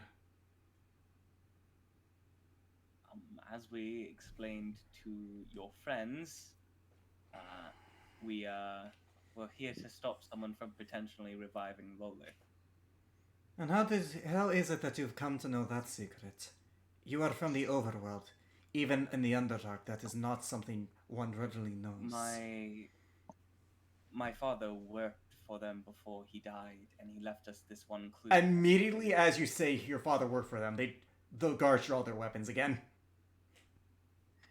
It's okay. He was forced against his own will. He didn't willingly work for them. Sheathe your blades. We all know that. We all know that struggle. What are your names? I am Eloquent. I am Kevin Putman. Panan. I am Valentine. What else is in? I'm Keystona! I can't really do a good Keystona by the nature of what that voice is. I'm Keystona! I am Kazalina. We will talk in private about this matter. Follow me. Guards, return to what you were doing before. If anything happens, let me know. They salute and they pump their chest and go out. She escorts you to as they leave and close the doors, she looks at all of you. You said your father was a drow then, from the Underdark. No, he was a changeling, but he was forced into servitude towards Then he worked for the upper from the people who have come from the other people who have come then. Yes, he did. And he gave us the clue that they were down here searching up for the pieces of Lolith.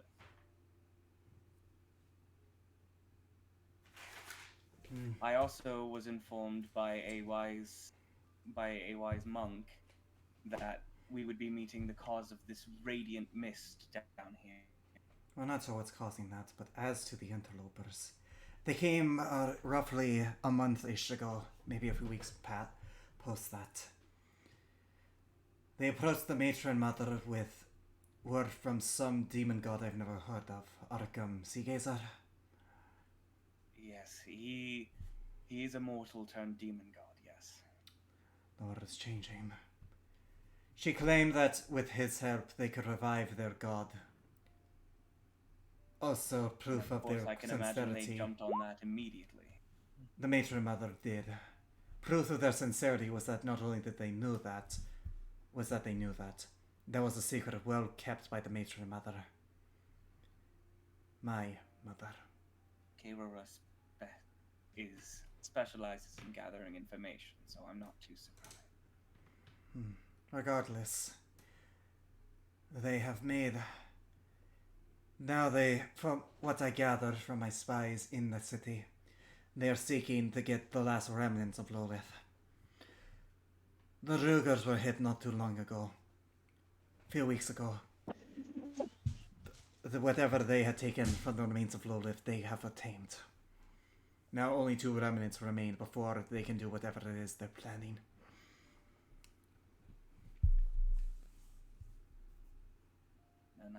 And I feel we may not have much time to stop them. We do not. We know that. I was going to send some of what little men I had to deal with the Mycadids, to help with the Mycadids. They have been helpful in helping us establish our community as well as providing us food. The Illithids, the Mind Flayers as the Upper Worlders know them, they are more formidable than the Mycadids. However, knowing Kerora, even they fall below her power. They brought a creature, a massive white lizard-looking thing with wings. It spoke and... Dragon? A what? A dragon. Is that what they're called then? It was malevolent. They brought a dragon down here. A huge white one. I'm not sure. It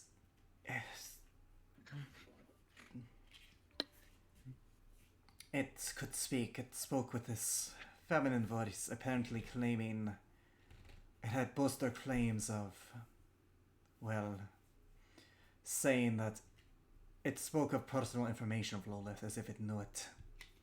I'm not familiar with these creatures. Do they live long? Spoke personal information? As if they knew Lolith.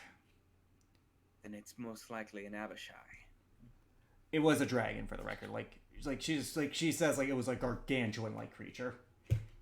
Yeah. Then it was most likely related to the Abishai. I'm not sure what they are, but they are demonic dragons. So it would not be surprised if they had some connection to Lolith. Devilish. They are devilish dragons. Yeah, devilish. Yeah, devilish dragons. Big distinction. It spoke of her with contempt, yet respect according to what my information gives me. The Illithids are strong. They are self-sufficient. They enslave. But that creature, I doubt, would give them much in the room. I doubt they would be able to stand to the might of that creature. I doubt it, but young white dragons are weak-minded. Or white dragons are weak-minded, so there's room for contention. I do not know much about these creatures. I only learned the name today. But it was not weak-minded, according to my reports. It spoke with an intelligence and sophistication that one would not expect of that kind of creature. The closest thing I can relate to it is a bullet. A bullet, if you know what those are. They are powerful, but they are very similar, yes. Except they do not speak. They are just mindless beasts, animals, monstrosities. This thing, whatever it was, it shook. It inspired fear. This is not good. No, it is not. I do not know you. I've only known you for but a few minutes. Can I trust you to help us? Yes. Persuasion with advantage. If only Kevin were here. I know. Well, thank God for that advantage. That's enough. Yeah, at least I avoided a natural one. Yep. Alright, she extends her hand out for a shake. I believe this is the custom for the upper worlders. For those above. More or less. He would shake. Right. Tell me then, where do you wish to go?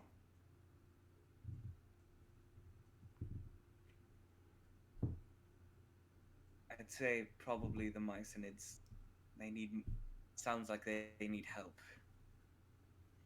At least we know the Illithids can take care of themselves and long enough to hold her off until we can get there. They would have if it wasn't for that creature. That thing, I doubt it. I doubt.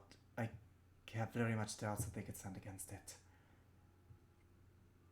The Mycetids are weaker. They are more vulnerable. Can you guys hear me? Yeah, we can hear. Okay.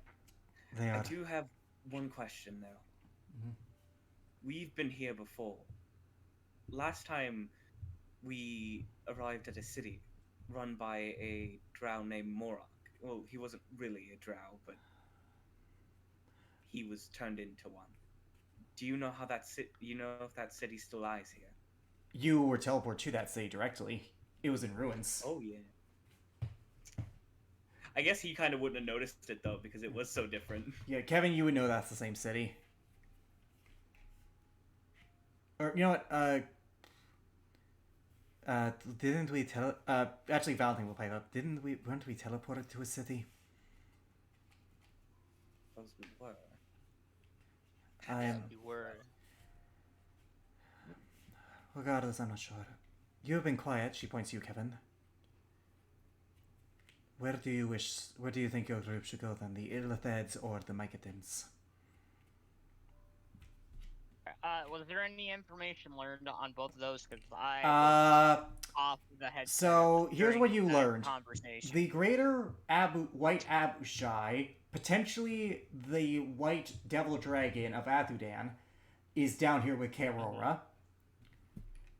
So, odds are the Illithets are not going to be prepared to deal with an attack because, well, they don't have the... You're in the Underdark. You aren't going to encounter many flying things here, especially of that size, so odds are they're kind of screwed. And the Mycetids are their allies, but she was already planning on sending soldiers there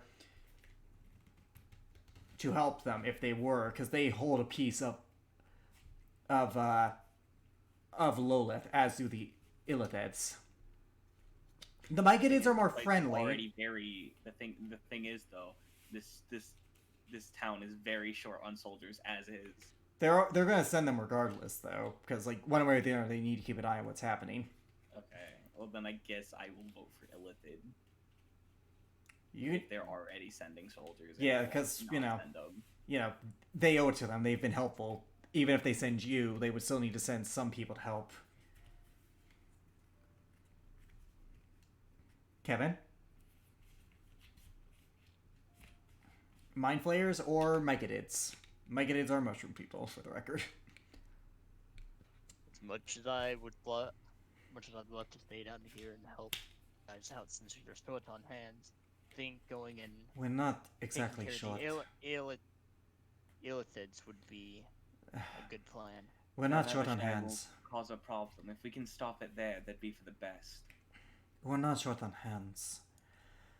Out of everyone here, we have roughly 2,000 people who have either locked away or been exiled, and out of them, we have, how do you say, we have about 200 capable fighters. I'm sending about 50 to the Mycetids just to help to warn them and fight if need be. I do have an important question though. Mm-hmm. Do you have a place we could maybe store the parts that would be at least safe from other people? Because we can't just carry them with us. Unfortunately, we're not. This is a ruin. There might be a treasury or something that we have not discovered, or we have not been able to open, but therein lies a problem. We have not been able to open. And we can't bring them here, because then that paints a target on your backs. And you cannot destroy them. No, we cannot. She really has us in a game of tag. You are welcome to rest in the tent town for the night. You just set up your own lodgings and you should be fine. Kevin, I need you to roll me a wisdom saving throw. Alright, I will say, Eloquent will say to Valentine, me and you should talk tonight. You know more about this arcane stuff, and we need to talk about potential ways to store these things. I can get the good ideas, but I don't know. Medicine check. Wisdom saving throw. 14. Okay. Kevin, as they're talking, you hear something It's multiple voices, whispered among one. Come. Come. You hear it calling, and you begin to aimlessly walk. There's a downstairs, and your mind knows where to go. You go to a door where it leads to a downstairs area. Hey, you're not allowed down there. You don't register it. You just, something is compelling you to go down there. Kevin, what are you doing?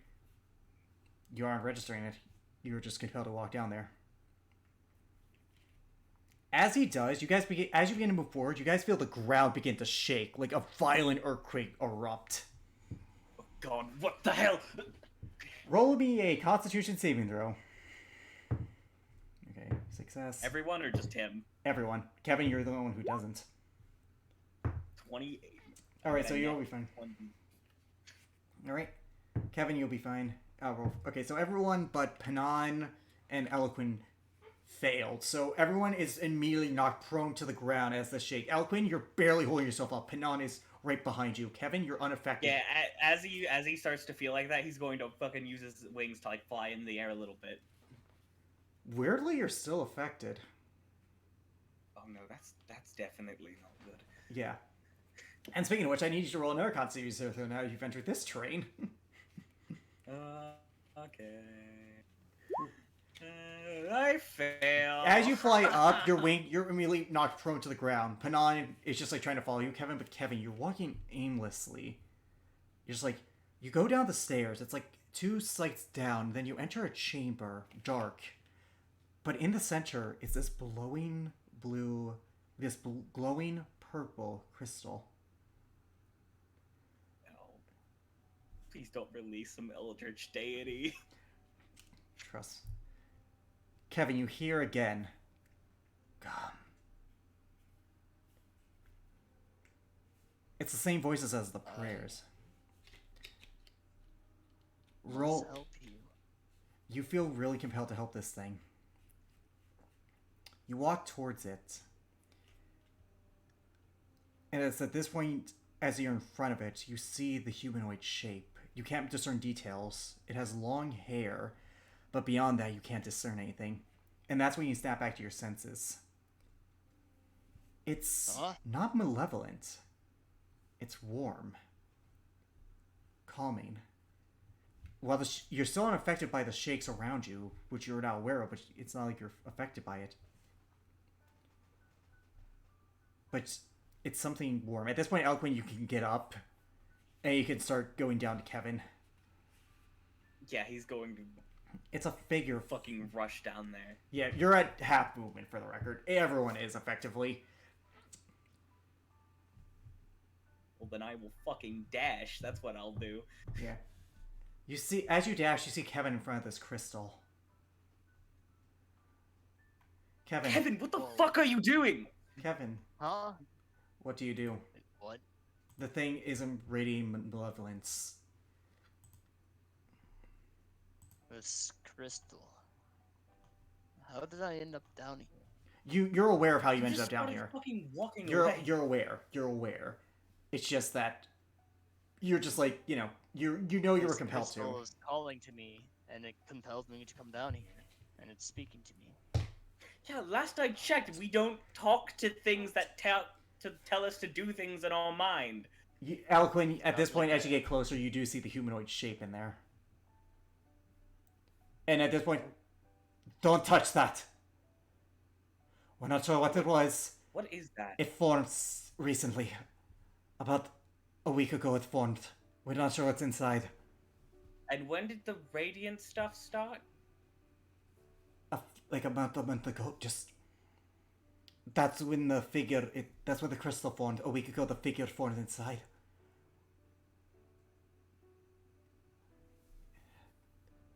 I beg you to the neutral god, do not touch it doesn't that. feel malevolent. I beg you calling to the new god of this world, do not touch it. Kevin, do you place your hand upon the crystal?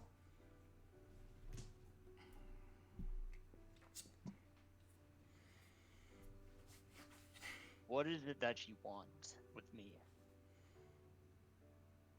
It doesn't answer. The voices have stopped. This is your choice.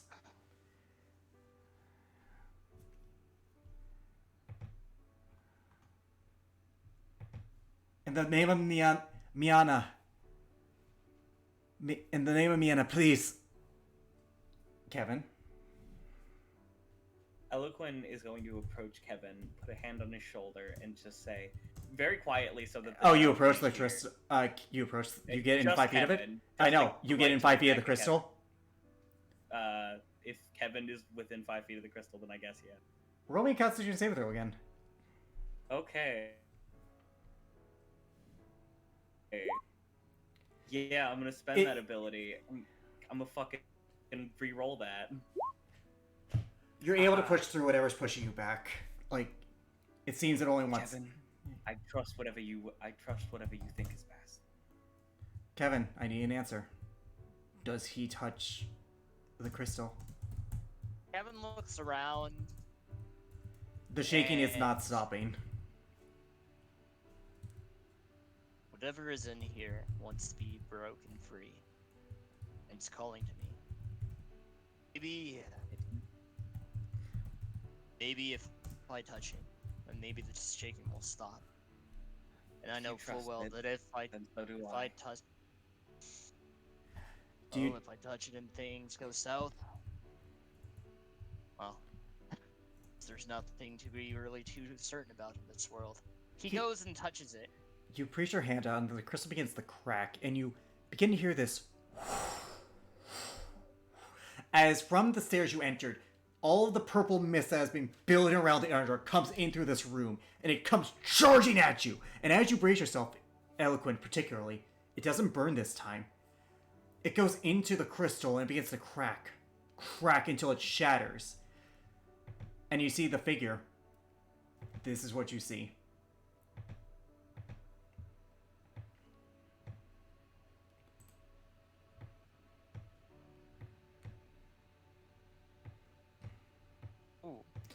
A drow woman, purple skin with white hair, almost purple-like skin, barely any clothing. The clothing almost seems to form as the crystal breaks. And she's just levitating. And then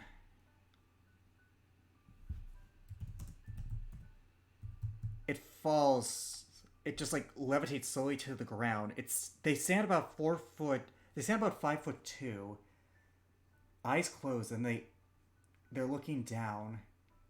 Looks to be about a young woman. Then they look up and open their eyes, which are glowing.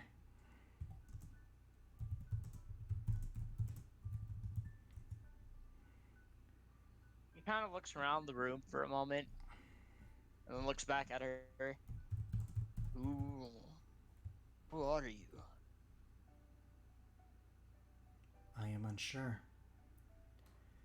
The people here have been calling to me. She's saying this, by the way, in Celestial.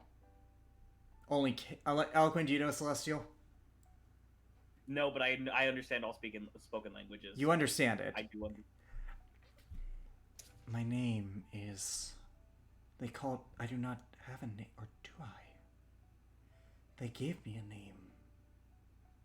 They called me... Miana. You watch... The shaking has stopped, by the way. You watch as soon as she hears that, Kazlina just goes onto one knee, bows before this being who name she invoked, asking you to stop.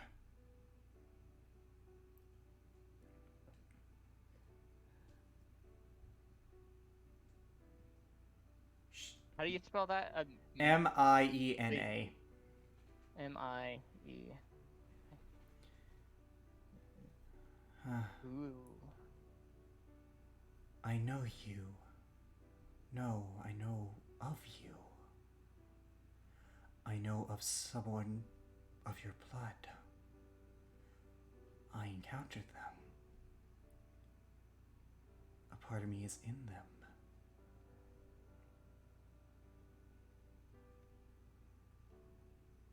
As a reminder, your daughter is an ASMR.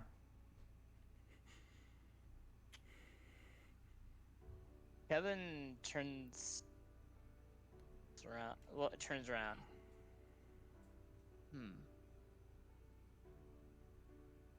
That must mean They... You must have met my daughter. Daughter. I know, and yet I know not what that is. Perhaps, by any chance, does the name Amber sound familiar to you? No. Yet... I have existed, yet not existed, yet now given form. I am very confused. And yet understanding. Concept given body. Eloquin, you nailed it right on the spot, as because of your familiarity with this, you have witnessed the birth of a new drow god.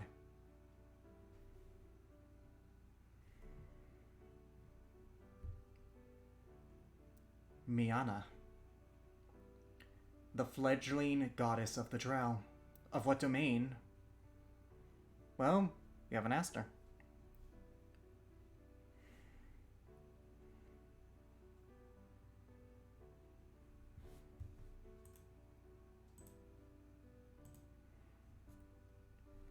Suppose all I can say is, welcome to reality.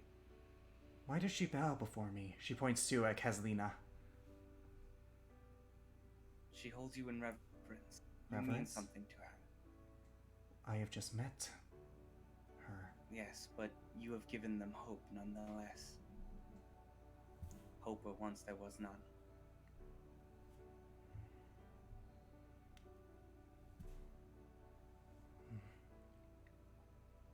She then looks up to you, Kevin, and then takes your bow. Familiar, yet foreign. The string on the bow glows brighter than you've ever fucking seen it glow as she's holding it. Would you look at that? That's something that you don't see every day. She then drops it and walks up to you, Eloquin, and then examines your arm. Appears one way, yet is another. Oh. Then she grabs your scythe. And then, again, the blade of the scythe glows that golden cube brighter than you have ever seen it glow. Cold. Familiar.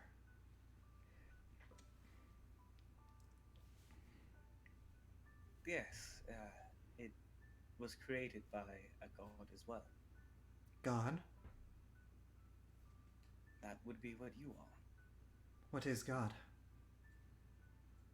That is a question I've yet to answer myself. I know what I am, which is that unknown. She then, grabs Kesona Beaks and moves it around. Huh. Why do you not kneel when she kneels? She's addressing this to all of you.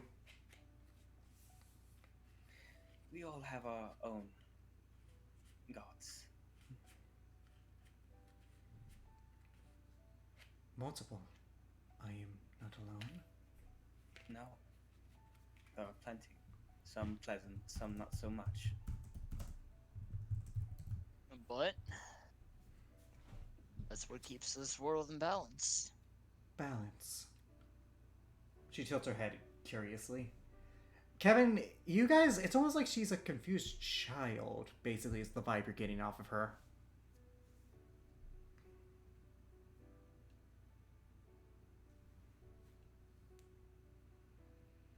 I fear you have more questions than we are able to answer. Then I will travel with you. I cannot say no to literal divinity. Divinity.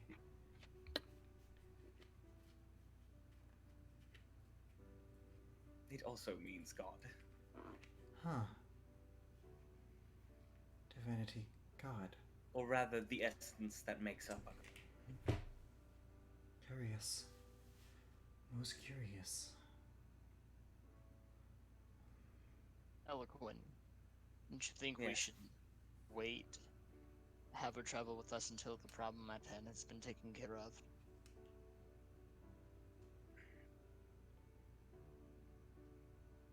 No, You're I the think one maybe who's- she had. I think maybe she also has something to learn from this endeavor.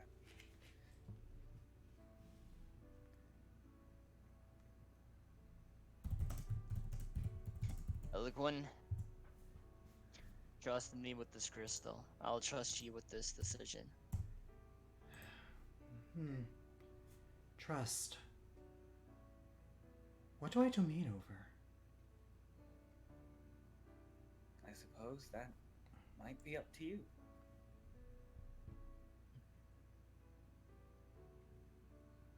She is still kneeling.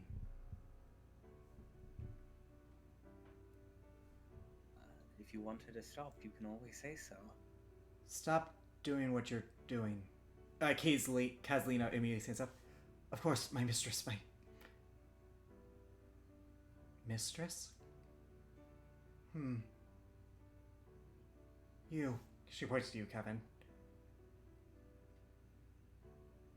That's me. You are what the voices told me. You are what helped give me form.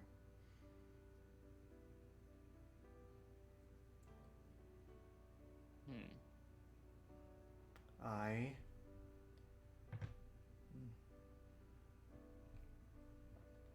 Why is that? What are you? You have pointed ears like them, yet you are of a different skin. And you radiate something different.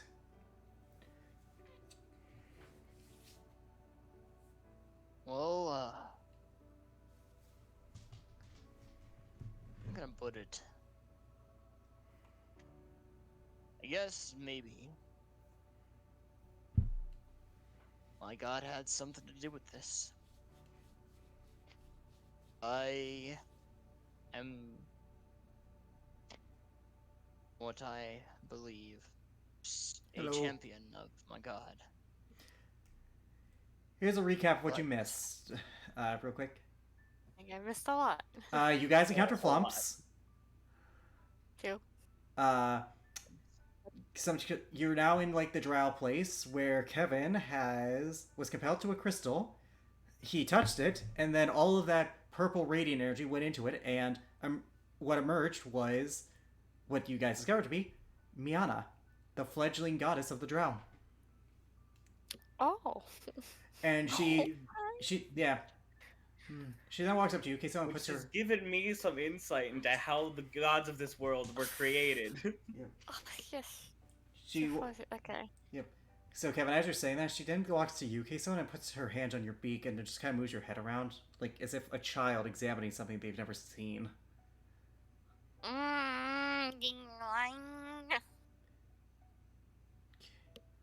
You radiate like him. Yet there's something different about you. Why? I don't know what you're talking about. She still has her hand on your beak. I don't know what you're talking about. She lets go. Yeah. Flames above yet below. What are you? I am a bird.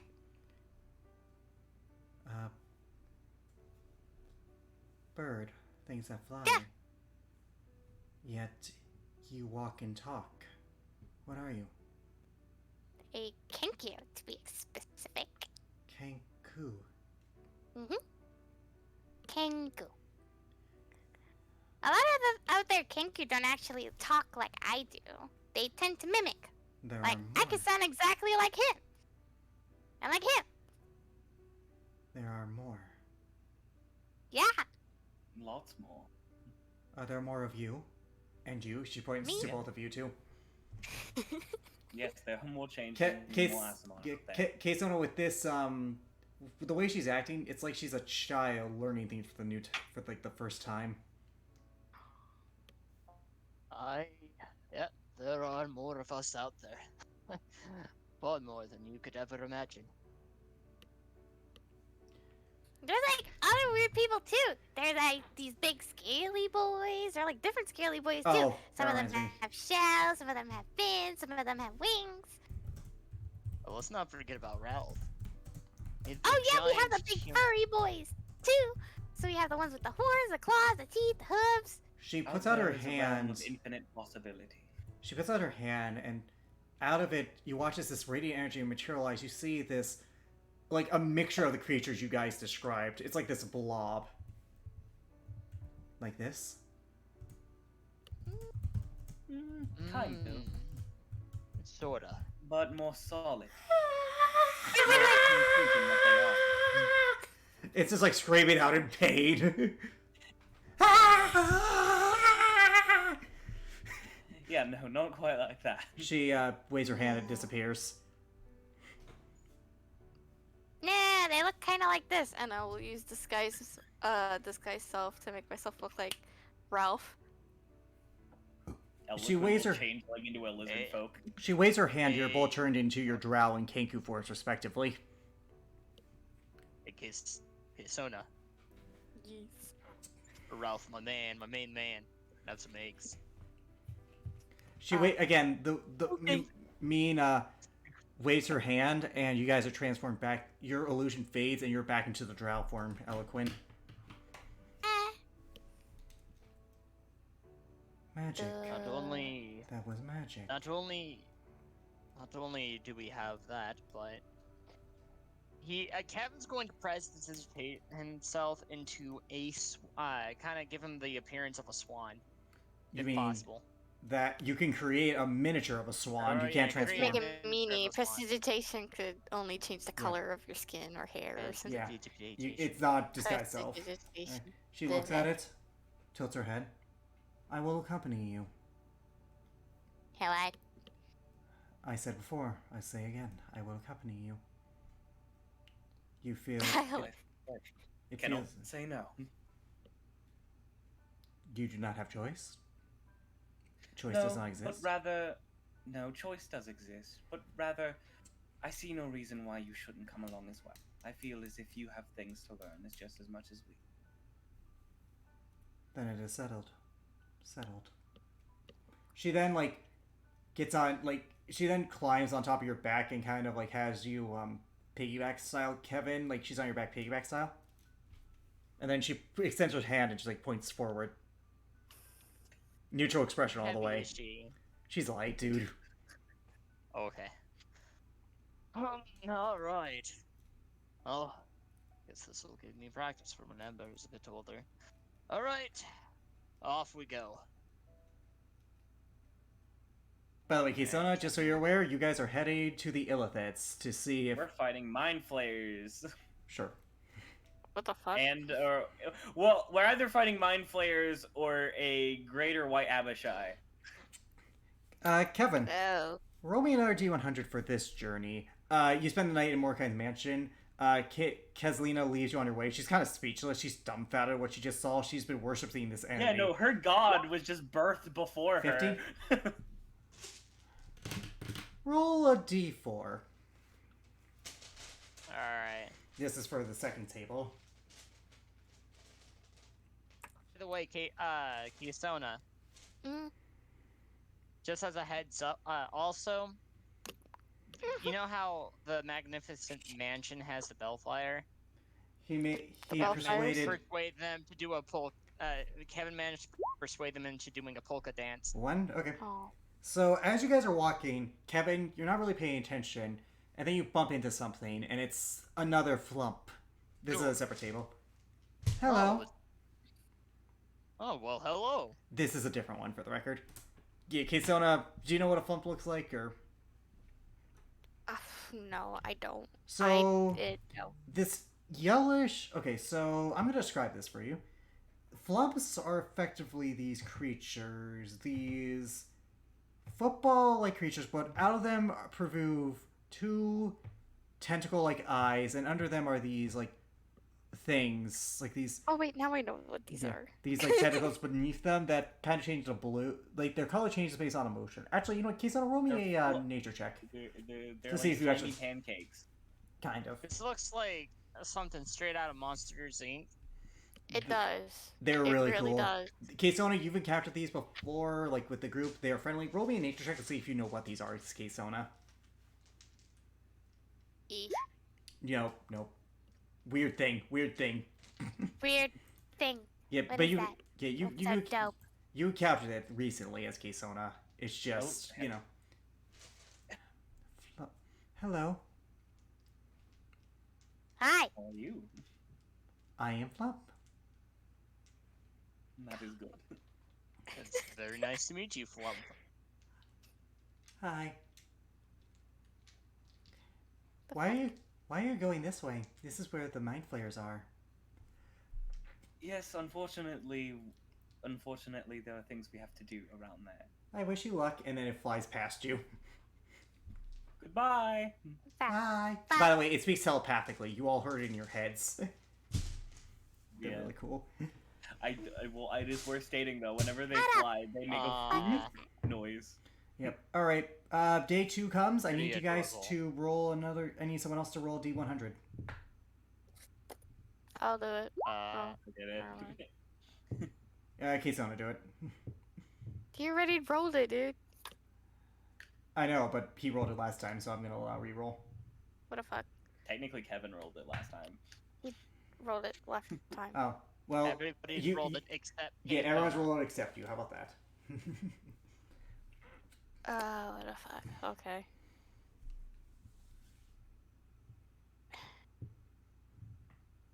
E. 67. Roll me a D8.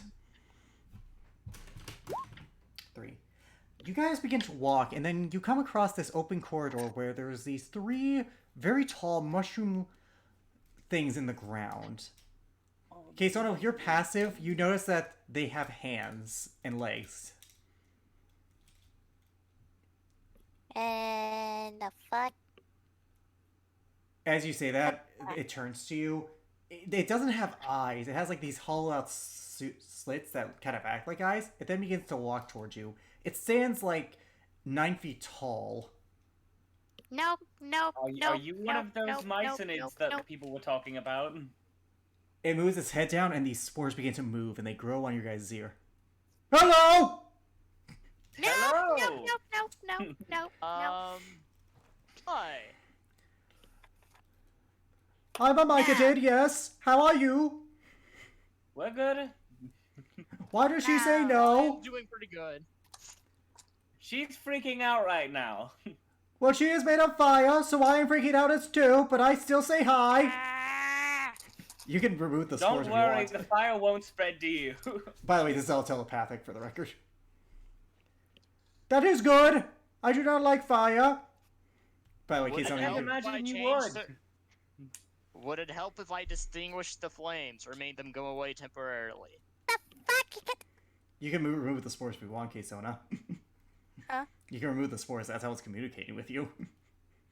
She just like she increases her body heat, making her putting her feathers alight. That is So scary. It burns it away. Those were, but that was scary. You two here at this point. I will. It appears she might have had an accident. I will put more on her. He moves his head down. More spores appear on you. Probably don't. She doesn't Hello? like it. I'm Hello. going to kill it. Please don't. You've already killed my children. No one's going to kill it. Those spores were my children. You killed them. I don't care. You're Oh, putting them all over me. That's how myconids work. Their spores are literally their children, and also they're like really fun creatures. You're putting them all over me, and that's a big no-no. Oh, is that not a thing with your kind? I am sorry. No. No. Well, I cannot communicate otherwise. Why are you down can here? Communicate through us. We're fine with it. Just don't do it to her again. Okay, please do not kill my children again. She lights herself on fire. Oh, the horror. We are Oh, so sorry. it is fine. They were not alive yet. Where are you going? Oh no! We are going to the lair of the illithids. Alex! Oh no! I need to mute myself for a moment. No, I'm basing This this off stream of just it. got very political. No, it didn't. Oh my god. That's not how it works. Anyways, but that's not how it works. They're not alive until like a few years of growing. Oh my god. They're just mushrooms at that. They're just spores at that point. Alright, let's No, continue. that's Let's not why continue it's forward. political. I know why. We are continuing forward. He follows you. Where are you going? We're going to the lair of the illithids to hopefully stop something from happening. They are nasty. They ate my son. Oh dear. They ate your. They like literally ate your son. Yes, he was I a gotta mushroom. I gotta ask, I feel. why are you I'm yelling? sorry for that. I do not understand you mortal creatures. Why are you yelling? This is my normal voice. All right. Well, it was nice meeting you. Goodbye. Oh, I was going to offer you food. Okay, bye. What type of food? Mushrooms, the non-living That would kind. be like you feeding. 1 second, he feeding us said, children, wouldn't he it? said, no, Uh-huh. these are the non-living kind. Oh. Well, we're fine. We have rations. Okay, goodbye. Wait, out of curiosity, where do you get the mushrooms from? They grow around here. Right. All right. I do not. By the, yeah, I have never after that- known people not to refuse food. This is very confusing. All right. Well, goodbye. It was nice meeting you. Bye. What the fuck? Well, there goes that encounter. That was Yeah. some fucking shit. Oh well. Well, there goes that. Shame. Those mushrooms would give you guys benefits too. Oh. Well, I hope you can understand our reasoning Oh, I behind know. not I know. taking weird mushroom food. Oh, I know. I know. These things are friendly though. Like these things are unusual. I was told not to take candy from strangers. I know. Especially if they're shrooms. Yeah, especially if they're straight up Alright. cryptids. Day 3. I need someone to roll one last. I will. Yep. They basically give you the 36? power of Mario and 36. just. I need you to roll me a D4. I rolled a Oh 3. no. Oh no. I'm waiting for it. Give us the 3 bullets. Or the 3 ropers. Or the 3 whatever. As you're walking, you begin to hear. And on the wall, you notice like 3 driders up there. Nope, nope. Half drow, half spider. I said nope, nope. Yeah, can we I guess let's try to stealth. Roll stealth checks. Can I Sona, cast do you want to do Pass Pass Without Without Trace? Trace? You did not call that beforehand. Oh shit. Well, I mean, it'd be doing it right now. It would While about. we're doing the stealth. She would have to either cast it or make a stealth check. Oh shit. Okay, so Okay. I'll Well, make we a all stealth have then. good decks anyway, so. Yeah, so let's go roll Okay. stealth. Famous You last have words. doomed us. Any last words? Go fuck yourself. 14, 27. I'm gonna roll for your allies. Kevin, roll stealth. All right. Pass. Oh god, I forgot about the allies. Oh no. Wait a minute. No. They're fine. This plan was flawed from the They're beginning. fine. They're fine. Miana isn't gonna really do. She's just on your back, Kevin. So there's nothing really there. Yeah, I feel like that just kind of goes with it. Yeah, it just goes with it. Eloquin, as you are about to move, you hit a pebble and they all turn to you.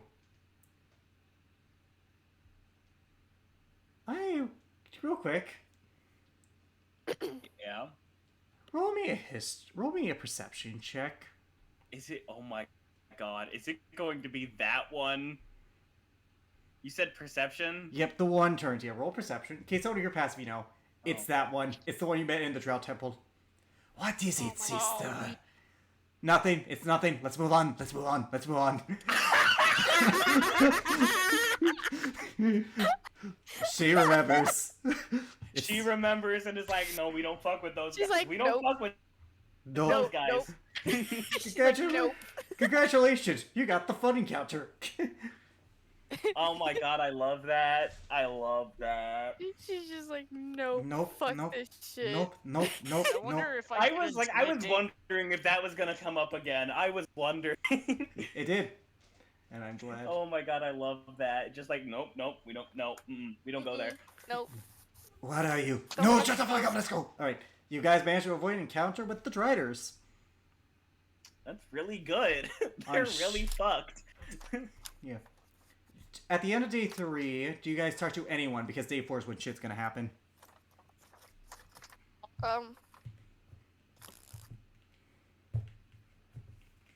not. Eloquence kind of got what all he had to say out. Okay, Sona. I want to check up on Valenthy. Just to just to check in with her, see how she's doing. Okay. And Hey, Kevin, bet.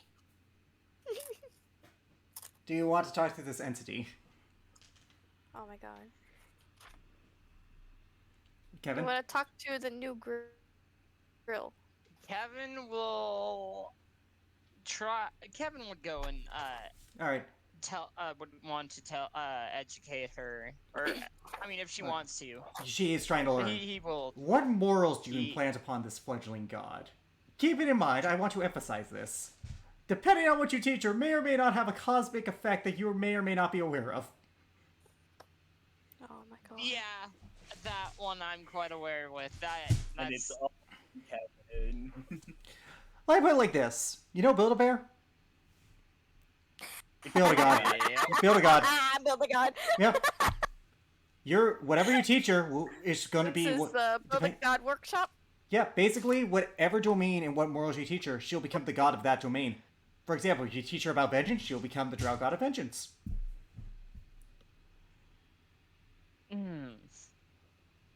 Second.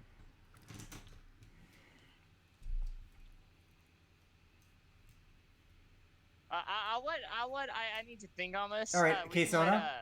let, You knock on He's on Valdine's go. door. Hi, bitch. Bird? Yes, your acquaintance. How can I help you? Hey, I just want to check up on you. How you doing? Persuasion.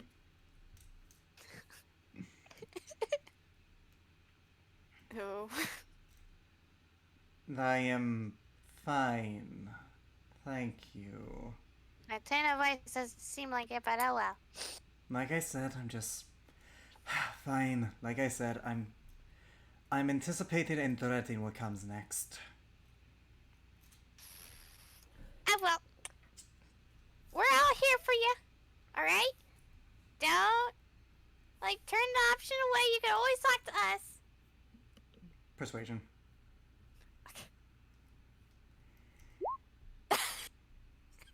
I'll give you advantage because you are starting to get repertoire with her. I will bear that in mind. Alrighty. And that's not comforting, but oh well. Have a good I night. just wanted to check up on you. Have a good night. Have a good night. Alright, Kevin. What lessons do you wish to teach impressed upon this fledgling god? he would teach her about what joy is and what nature is. Keeping in mind that they're already gods of those domains. True. To be fair, there was also mean, there is also a god of vengeance too. I was just using it as an example. Yeah. He's not gonna teach her about that.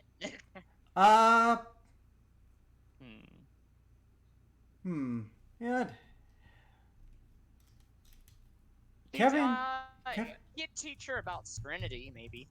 I was about to say, Kevin is aware that there was a god. A lot of the people who got by had hope from her. They drew on hope, the hope that she was watching out for And them. I'm not gonna lie, this world could really use a god of hope. Yeah, a god of hope. Hope? Then She he would tilts her teach her head. about hope. What is hope? Well, hope. How could I explain? Hope is. Well. Let's go for an example. Okay, so you are someone who's you are someone here. Someone by the name of Johnny is a farmer, and What race is Johnny? for the You did this to yourself, Ye- buddy. he is a human. Human. Tall? Short?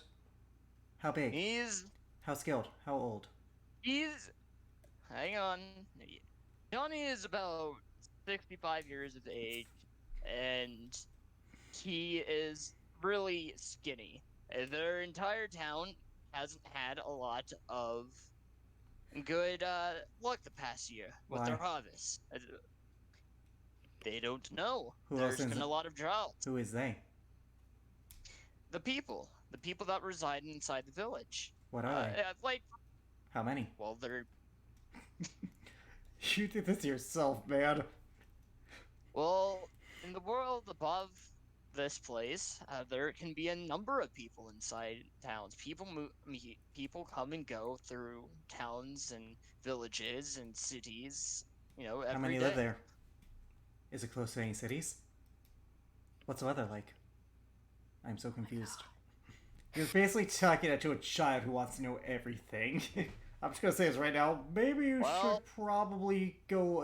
I'm just gonna say this right now. Kevin can tell. Maybe the story metaphor was not the best way to explain this. Well, and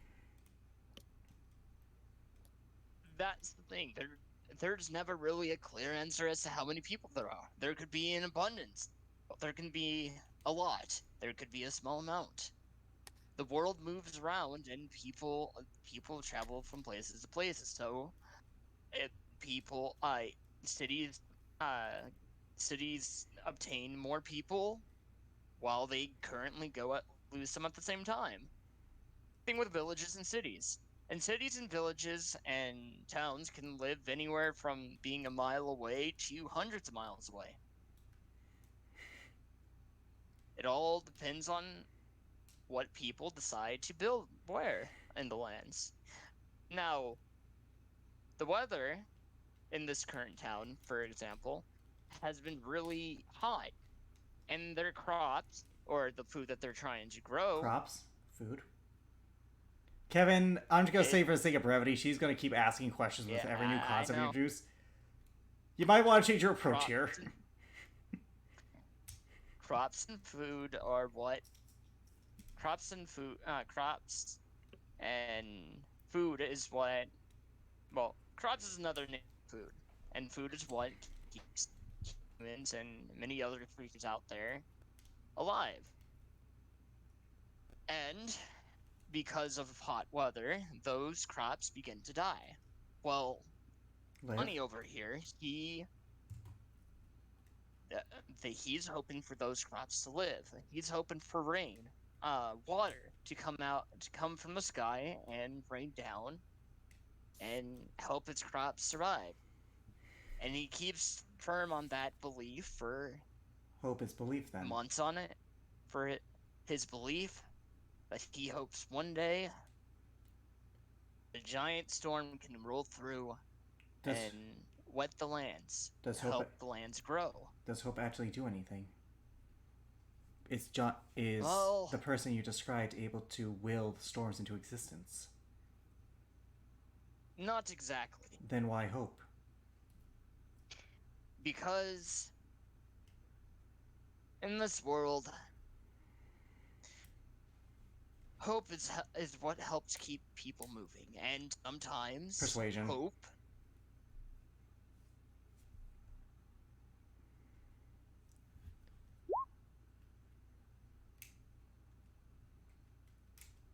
I'm gonna roll for the goddess, the fledgling goddess. Hoping she rolls low. She did.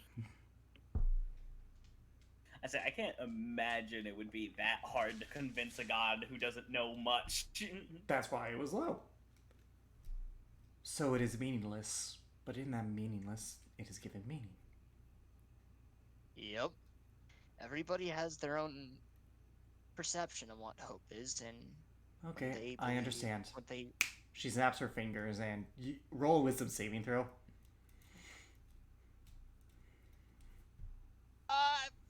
My life. 18. You fall asleep on your bed just then. You should probably teach her that that's not okay to do either. Yeah, I mean, hope is when you. Pretty much. The next It's okay thing, to do things to people against their will. yeah, Kevin, I assume when you wake up, you tell her that.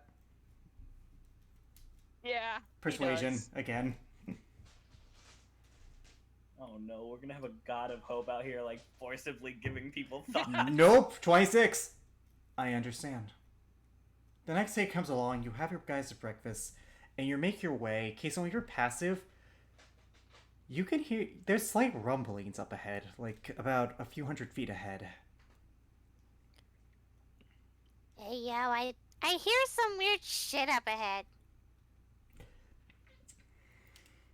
Weirder than normal? It's just slight Well, rumblings. if I say it's fucking weird, it's fucking weird. That's not necessarily true. You call almost everything weird. Yeah, you're stupid. Anyway, Do you move forward to see what's going on?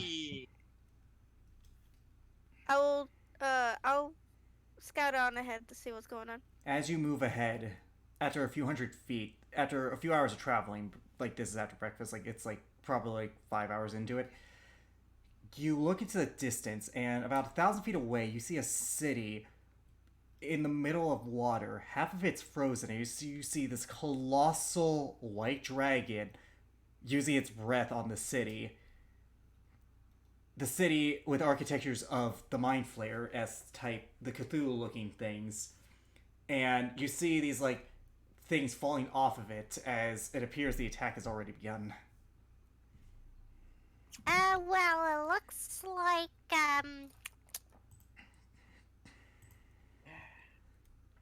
So it looks like they started to get to work. Yeah, nothing could ever be easy. No, When is it Oh, ever we'll get easy through for this. us? never. We always do. By the way, Kate, What is these? with your passive, because I hate how high you're passive, the dragon's intentionally leaving a part of that city alone. It seems to be following the same loops. You can't tell what's in that part of the city that's not attacking, but it's clear it's avoiding that part of the city for a reason. Okay. Alright. Well, time to fight a fucking dragon again. Again. Oh, you could do that. You definitely could do that. Again. Okay, now you're making me think it's not a good idea. I'm just saying, I pointed out to Keisona that there's an area it's avoiding. Okay. Well, Keisona hasn't mentioned that I know. to us. Keisona, did you mention that? Yeah. Okay. Okay, well then maybe we should try to get in there then. It's on water, so you guys are gonna have to swim unless you have a way to get there instantly. I can run across water, motherfucker, and I can fly. I'm talking about the others. I'm talking about Kevin. Valentine can fly. Yeah. I'm talking about Kevin, Penon, and Rosalind. And the living god. I mean, I don't want to make the Jesus allegory, but I'm gonna make the Jesus allegory. I mean, yeah, but here's the thing. She's purposely riding on... I know, but she can walk. Anyways, Rosalind pipes up. I can't swim. Hello. Wait. I was a What? vampire. I never learned how to swim. That's right, yeah, running water, that's right. Yeah, I never bothered to learn because, well, if I ended up in running water, I was basically dead. Right.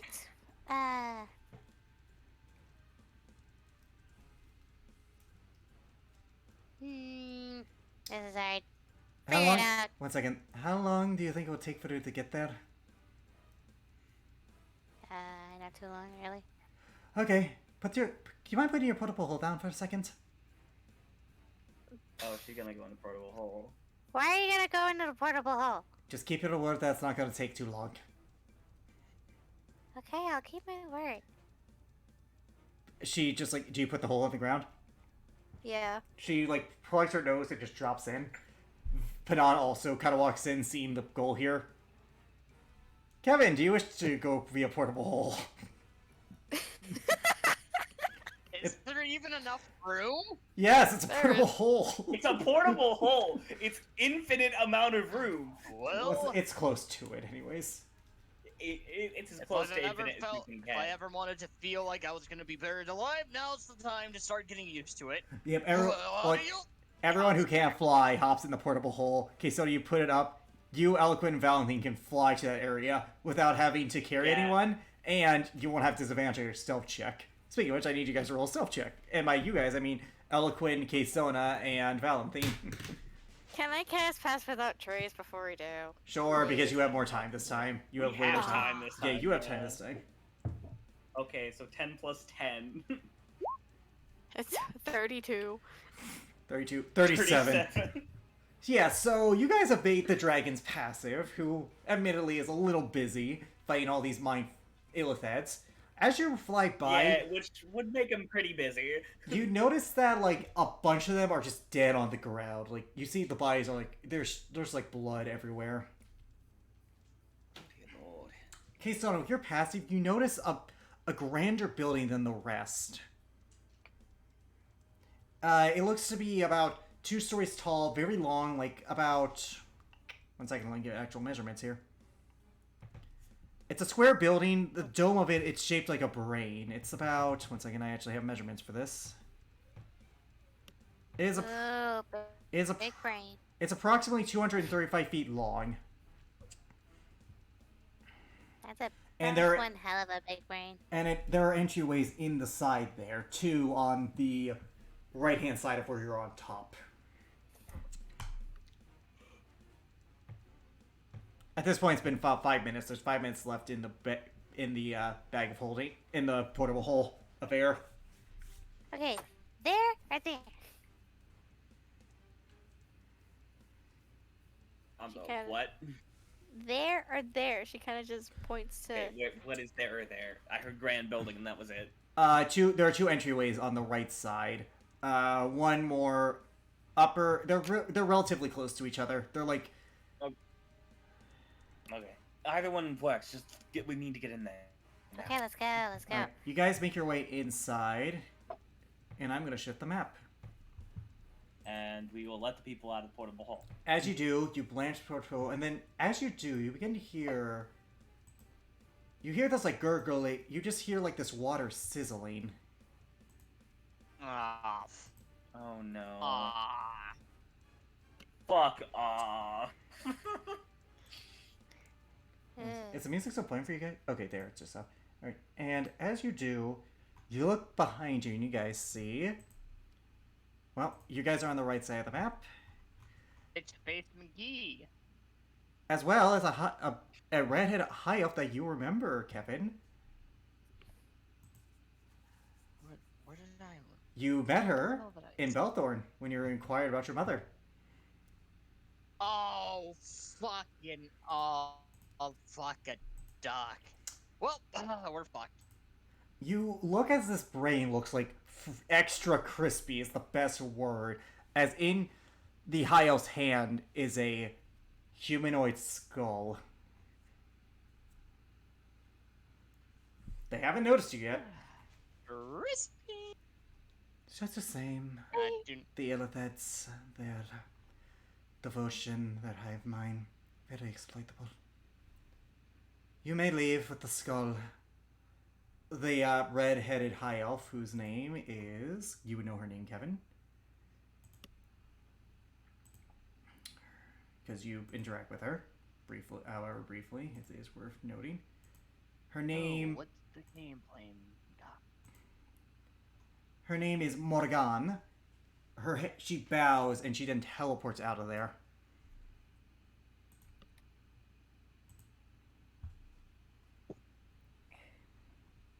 I'm going to fucking murder her. Then Liliana begins to step up. You guys can stop her. Eloquent's going to stop her. God. Not now.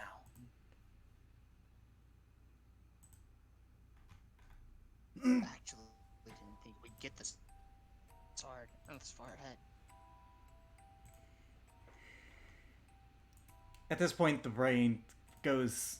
It stops moving. It's just drifting across the pond without purpose. This elder brain is dead.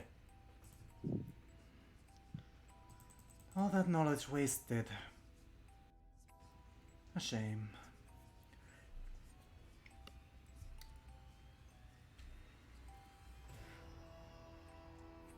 She then puts her finger... Then she just, like, moves her fingers and she casts a spell. Athudan White, We have completed our mission. Kill the rest. Kill the rest that you see, and then return to our mix. And then return. You have done well. You don't hear the response because it's telepathic going to her, but Yeah. that's what you. She begins to head your way. He doesn't see you yet. Hide, That's it. hide, hide, hide, hide, hide, hide, hide. Stealth check. Hide. Yeah, hide. Hide. Stealth. Give me a second. Let me grab my Okay. seat. As No. well, Trey should still be active. Yeah, pass without trace should still be active, so It's active. You have But 5. this is- 26. 36. So this. Oh, Valentine. 30. Oh no. Also- Valentine, give us up. Bridget needs. Can we put Bridget on the map? I'll just treat her. Uh, Spell check is yours. Yes, we can. Oh, cool. As she walks by, she then stops on the staircase about right here, then turns in where Valentine is. She then pulls out a bell and casts Thaumaturgy on it. I'll give DM inspiration if anyone can tell me why that's a bad thing. I do know fucking bells. There's a thing with fucking what was his name? Fucking Victor Steele? No, it's an actual real life fucking scientist. He'd ring bell. He'd fucking manipulate dogs into every time he rung a bell, they would do a certain Pavlov. thing. Pavlov, but that's not why that's a bad Pavlov, thing. that's his name. Kevin, roll me a history check. With advantage.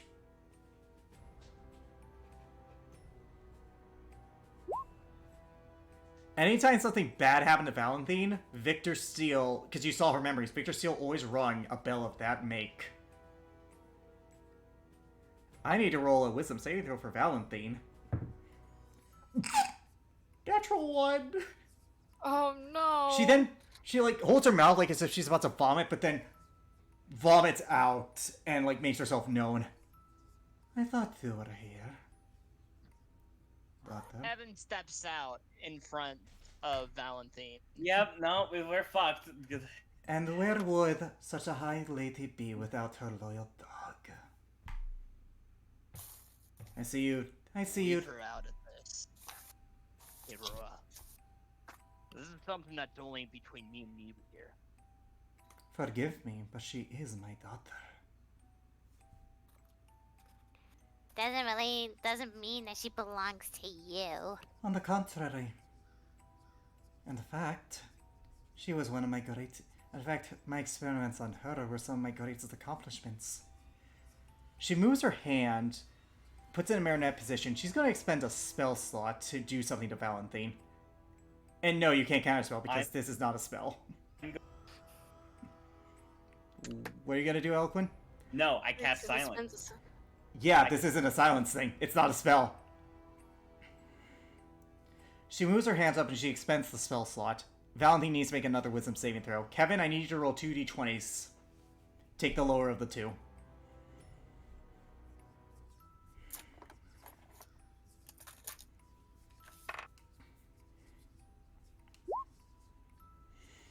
She fails. And With her modifier, she fails. You watch as she move, even as you cast silence, the spell slot's expended, and you watch as she begins to bend her hands, and you watch as Valentine struggles and starts to get on her knees.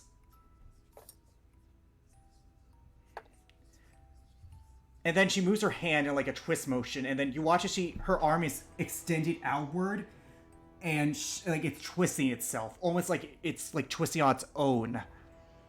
Like it's bending on unnatural ways. It's like almost bending in reverse, and like the arm is like almost twisting, so the hand like you can like you know like in how an owl's head can go like 360, like the myth of that. That's Yeah. kind of what her hand is starting to do. Ugh. You guys are beginning to hear cracking. Stop it! You can't God. you can't say anything because it's silence. Oh, I would have dropped out the moment it didn't work. Yep. Like my emissary told you, Kevin, she is nothing more than a puppet. her hand's twisting. You guys are starting to hear a little bit of cracking. Fuck it. Why did I give Eloquin such a fucking great moral compass? Fuck. Yeah. This motherfucker cannot She then- resist. You're gonna have to roll initiative at this Kevin's point. gonna go and. Yep, Kevin's going to go and shoot at her. Try to shoot at her. At this hand, point, because no but, surprise can happen, roll initiative. We're doing it. Kevin was. Okay, so we're doing this. So So we're we're doing this. doing Oh. Well, it was nice knowing y'all. Well, Valentine at this point is screaming out in pain. 1 second. My Google Chrome is failing.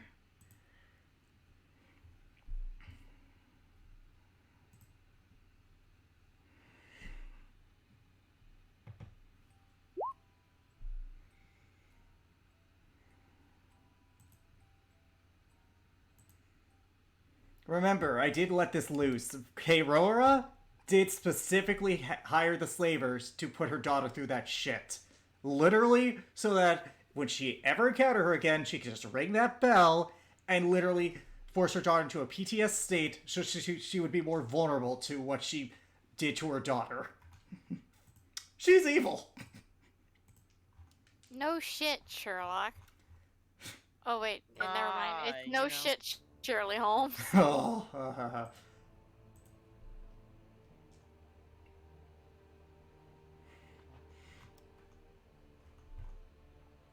Alrighty, I moved you guys to the Allies tab because it's for my convenience.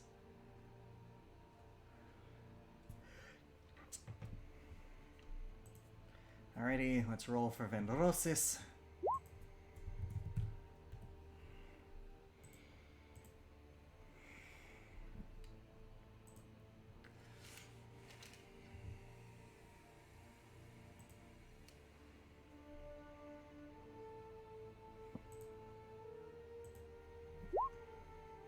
Put on.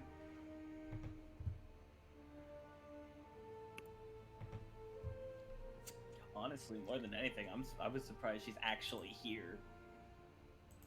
Some things are just too important. And besides, when you have a dragon as a massive distraction... Like, let's be fair here. Did I get everyone? Panan, Eloquin. Ah, right, Valentine. Who... Wow. Spoilers, you know. Cannot really participate in. Oh, no, she can. She's going against us. No, she's being forced. And actually, this works out perfectly. Keirora moves her hand, and she moves, and like, as she does, you like watch as Valentine is struggling. Like, the arm is shaking, the draconic arm, and she puts it behind you, Kevin. Kill.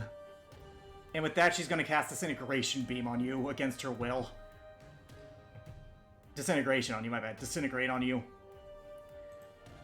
I need you to make a dexterity saving throw. Spell it? You can. It's just, what level are you gonna counterspell?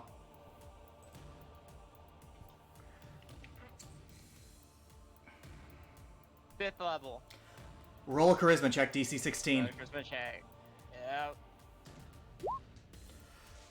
Yep. Nothing comes out, but the arm is still on you.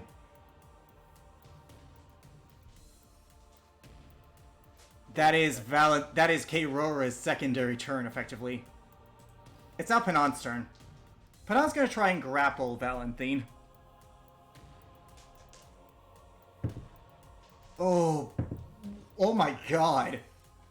So, Valentine won. So Keirora moves her hand as her... Okay, to give you a visual idea of what this is like, remember bloodbending from Avatar: The Last Airbender?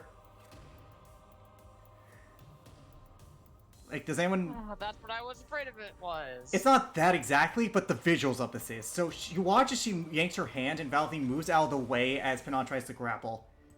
Eloquent, it's your turn. Oh, fuck. With me. But the Thomas the Tank Engine, he's never seen such fuckery before, or such bullshit before. Is Yeah. what the exact thing I'd post right about now. I am literally looking through everything I have. Like, hey, is there anything I can do to maybe help this?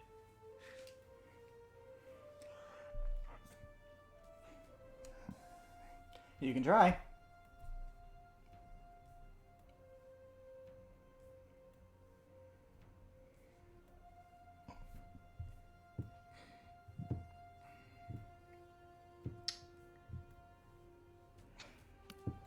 Fuck. I don't know what to make. Fuck. Don't come. Yeah.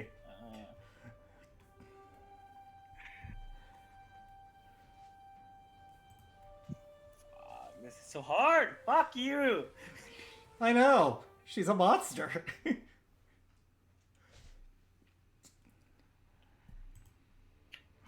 This is so hard. Fuck, I don't know. There's so many things I could do, but I. Gotta make it soon. You gotta make a turn soon, buddy.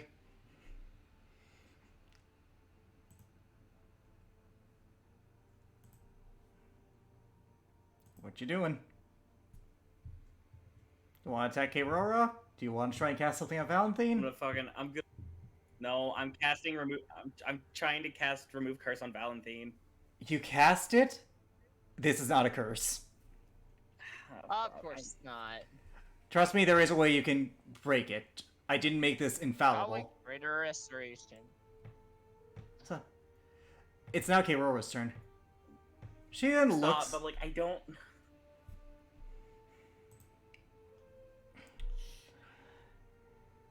She then looks towards all of you.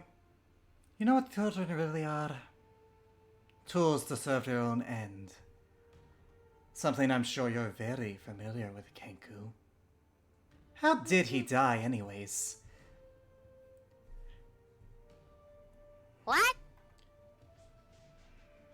She's referring to Church when she says that. He's as... I hope it was painful. And with that, she's going to cast Chain Lightning on Pinon, Venrosa, and Kevin.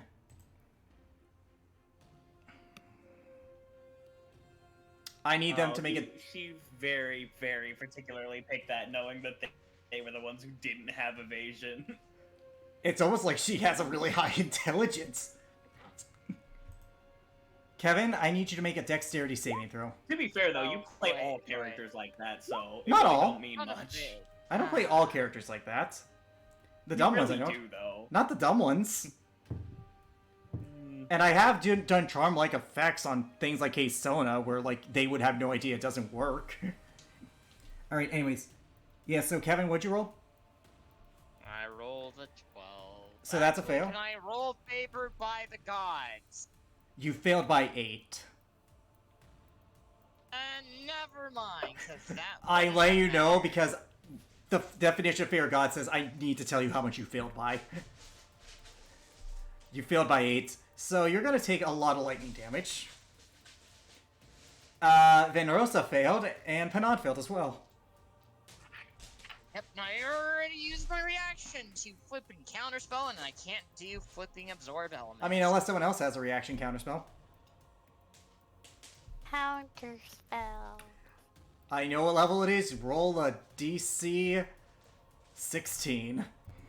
Charisma check. Charisma check DC 16. 22. Did you roll one? Oh, yes, you did. Nothing happens. As it hits Kevin, you move your hand, you divert the lightning, and make it fade. You first, then. She looks to you, Sona.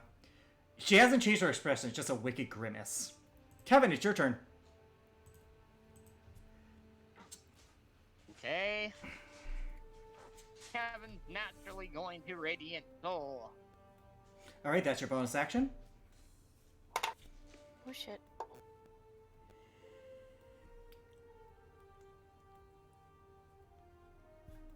Who are you attacking? Kevin. Jacob. Jacob. Hang on. Give him a minute. Determining.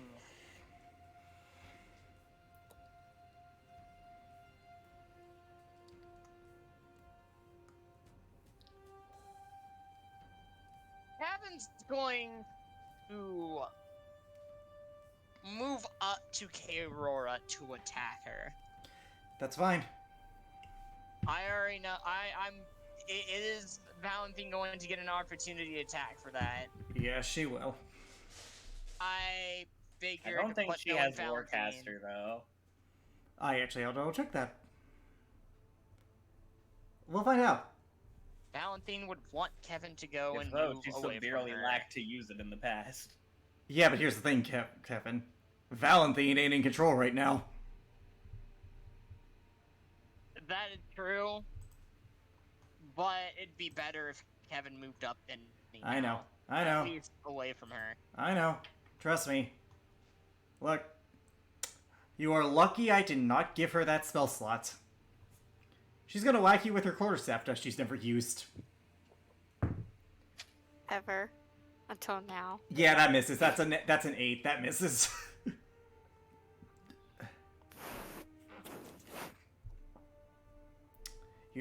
I assume you're gonna attack K-Aurora?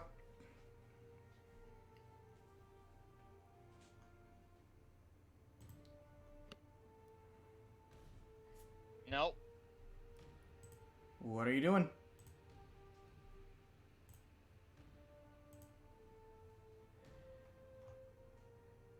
Need an action from you Hang sometime. on.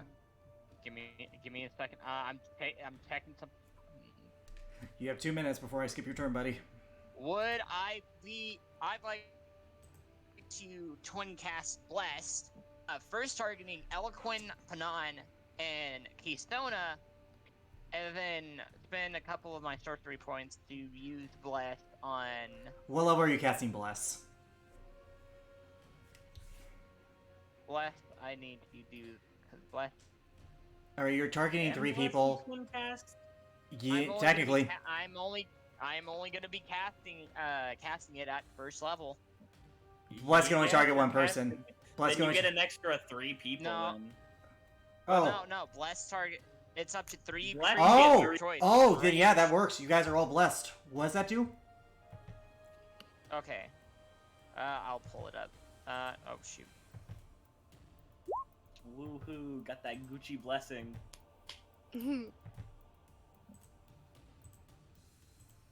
We each get a D4.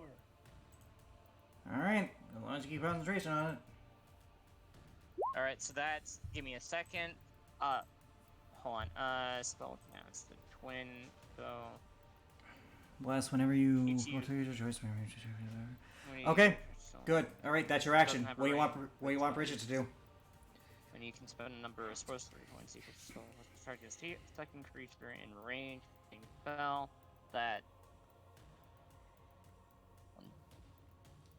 You 3 extra sorcery points. Okay, so 3 sorcery points used for that. Alright, Bridget. We are going to transform her. Actually, I take a.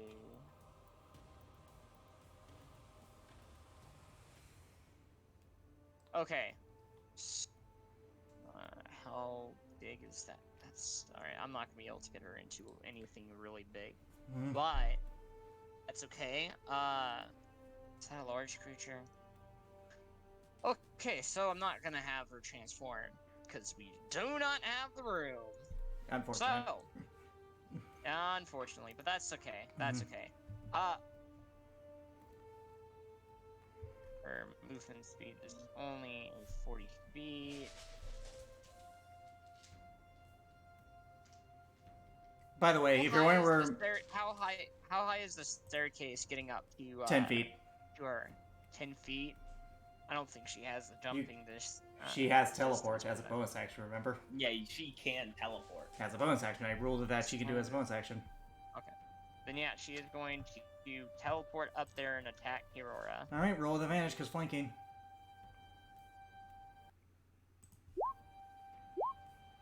Right, I need you to call out the numbers, man. 16. Alright. Okay, those both 16 hit. And a 24. Those both hit. Sweet. As she 20 bites damage. down, Keystone, with your 26 in passive, the bite hit, but she didn't take any damage. Not because it's not magical, something absorbed it for her. You notice on her necklace, she has like this necklace with 3 crystals, one of them glue for a second as the attacks happened.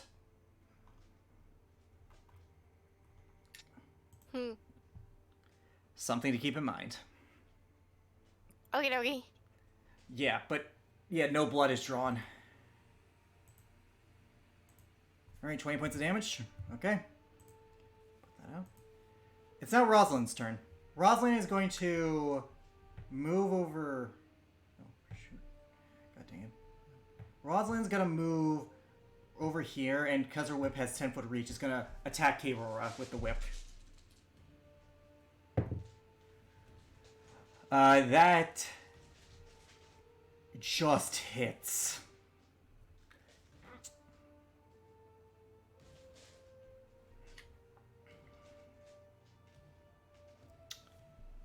Yeah, that just hits. Alright.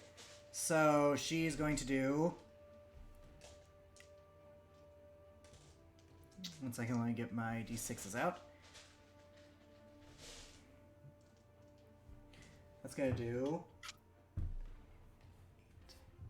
11 fire damage and 2 radiant damage, so 13 damage in total. Again, Kesona, the second the whip makes contact, nothing... She doesn't take any damage, and that same crystal on that necklace glows again.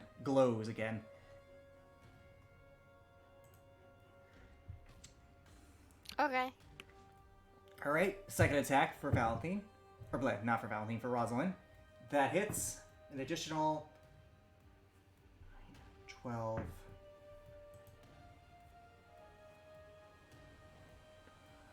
$16 points of damage, so 27 in total. Again, same result. It's consistent whenever she gets attacked. Okay, Rose is now going to use her legendary action.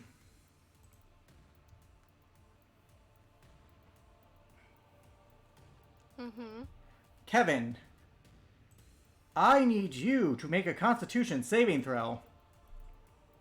I suck at this, but okay, and You fail. I failed. Alrighty. She casts Thunderwave at 4th level. Ow. You're pushed 10 feet back into Eloquent. Eloquent, Kevin is pushed into you as Kevin, you take. Looks like I gotta get a lot of D5. I gotta get a lot of D8s here. I'll cast Thunderwave. Yep. 8. Oh no, it wouldn't be Thunderwave because it was Thunderwave. 24. It was Thunderwave. 24. Oh, then shouldn't Rosalind also have taken it?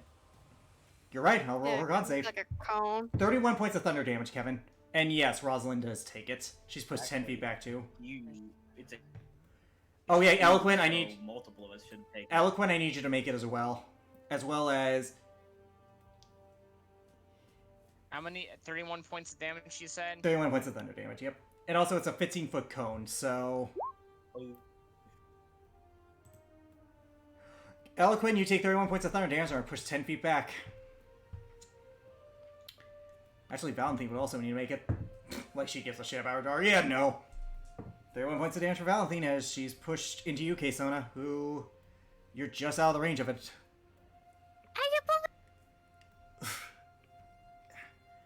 You don't really affect anything, but Valentine does take damage. That is her legendary action.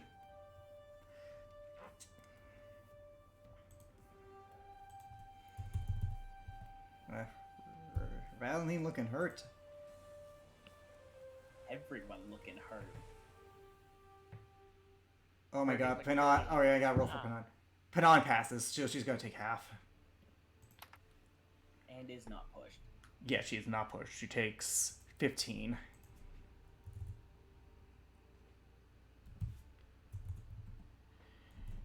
Alrighty. Ow. It's now then Liliana's turn. So she's gonna rush to Oh, yeah. fucking. Actually, what do I want her to do? You got spells, girl. What do I want you to do? What do you think will hurt her the most? Oh, she knows her best. Yeah, no, that's what I'm thinking. I actually have to think here. I really have to think Kinda. here. Maybe. You know what she's gonna do? She's gonna cast Magic Missile at 5th level. To which. But. K-Rora's gonna shield that, but keep in mind, she did waste her reaction now. Okay, Sona, it's your turn. You just see this She's look of... facing towards. It's just. She did a thunder wave, so she's Yes. looking towards them. Yeah. Alright. 10 feet back, so yeah, Kevin, you would be here. You just see this look of pain on Valentine's face. Well, I can't do anything about that right now. Huh. I'm going to...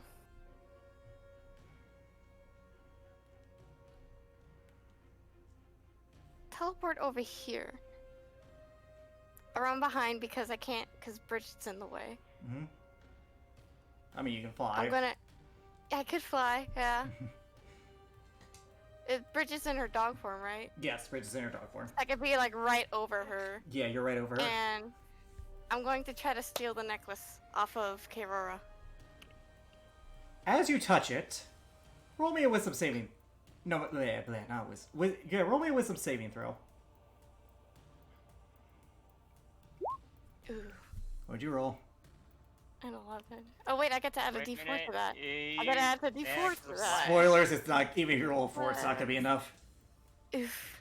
As you grab her Alright. necklace, you hear the screams of people. One of which you just hear,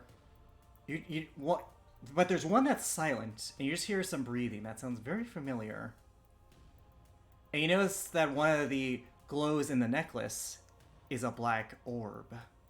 As you take 9 points of necrotic damage and are forced to let go. But that black orb and the way the breathing, it's too familiar. Something's off.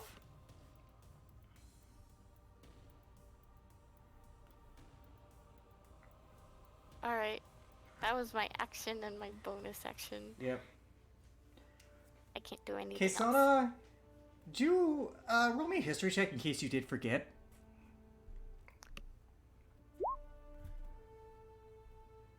You remember a similar black orb leaving that night very recently when you got the note. Bitch. She looks at you and she just has that same evil grimace on her face. Kesona is pissed. That's your turn. It's now Valentine's turn. Kill the bird. Valentine's gonna cast Magic Missile at 4th level at you, Kesona. I don't have shield, so I gotta have to take it. Kevin's going to counterspell. At what level? Going for 5th again. That's enough. You beat it. She's gonna legendary action. She looks at Of you. course. She looks at you, Kesona. I'm sorry, Kisona. Any message you want me to send to Daddy Dearest before you join? Any message you want me to send to Daddy Dearest before the end? As I need you to make. Let's see. I need you to make a Constitution saving throw. Her and Bridget. He... You fail. I'll make one for Bridget. She's casting. Nat 20. So I'm gonna roll coolest and say Bridget takes no damage. However, Kaysona, you take thunder damage. As she I casts... wish it was the other way around. Kaysona, you take 17 points of thunder damage. 17. Yep, as like this sound explosion just goes off behind you.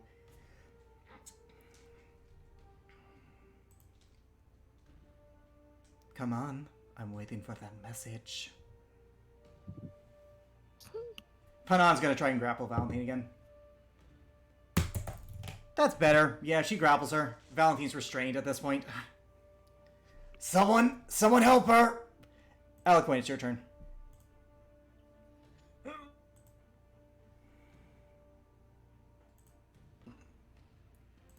What are you're kind of in and out. What are you doing? Okay, I gotta pick wisely here.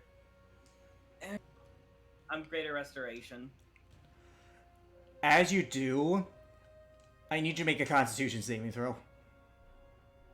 Okay, fuck. 23. So you pass the DC, so you're going to take half of this.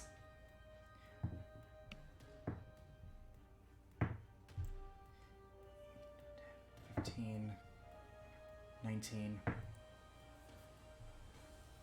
$26. Okay, you're going to take 13 points of force damage as you feel something just explode from her body in your direction, and she collapses on her hands and knees. It worked. Oh, thank the Lord. Like I said, I gave you the capability. She's breathing heavily, strained. She took the full bit of that damage. Oh. She took 26 force damage from within herself as you saved her from this effect. Well, Daddy's my turn. It's now K-Rose turn. Well, now, I guess you're nothing more than a broken toy. She lifts her hand towards her daughter, and she casts Power Word Kill on her. No. Oh, Count. no. You're gonna need to roll a very high one, but girl, I already counterspelled. I know, that Kaysona. pistol. you're gonna have to roll high. DC 19.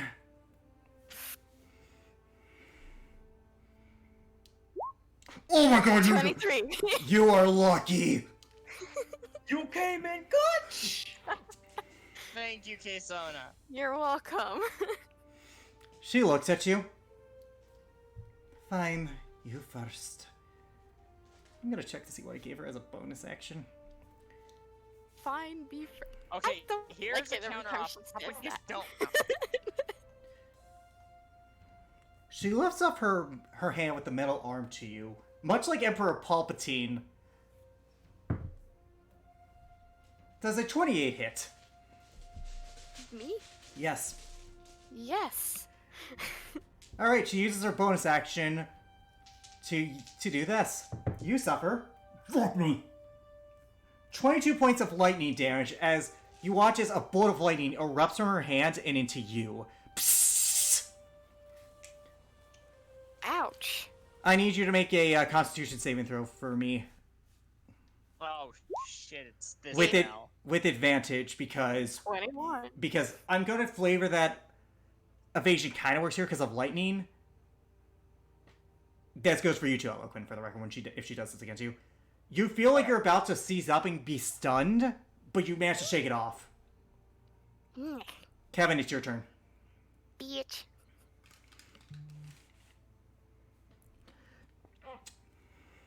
Kevin, do your thing!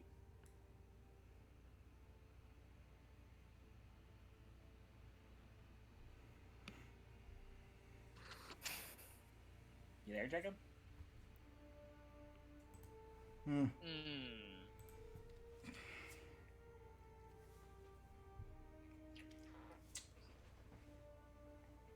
You know what? That's about all. That's the best thing I can do right now. He's going to attack her with his bow. Roll to hit. Actually, first. No. Yeah, to be First fair, off. it's not like anyone told us that, like, Yeah, no one has not like told you. anyone told us that she wasn't taking damage. Yeah. He's gonna move up there, and she's going to attack. 23 hit. 23 hits. Roll damage. Alright, it is going to be poison damage. Top of that Radiant Soul. She's immune. You do 28 points of damage, though.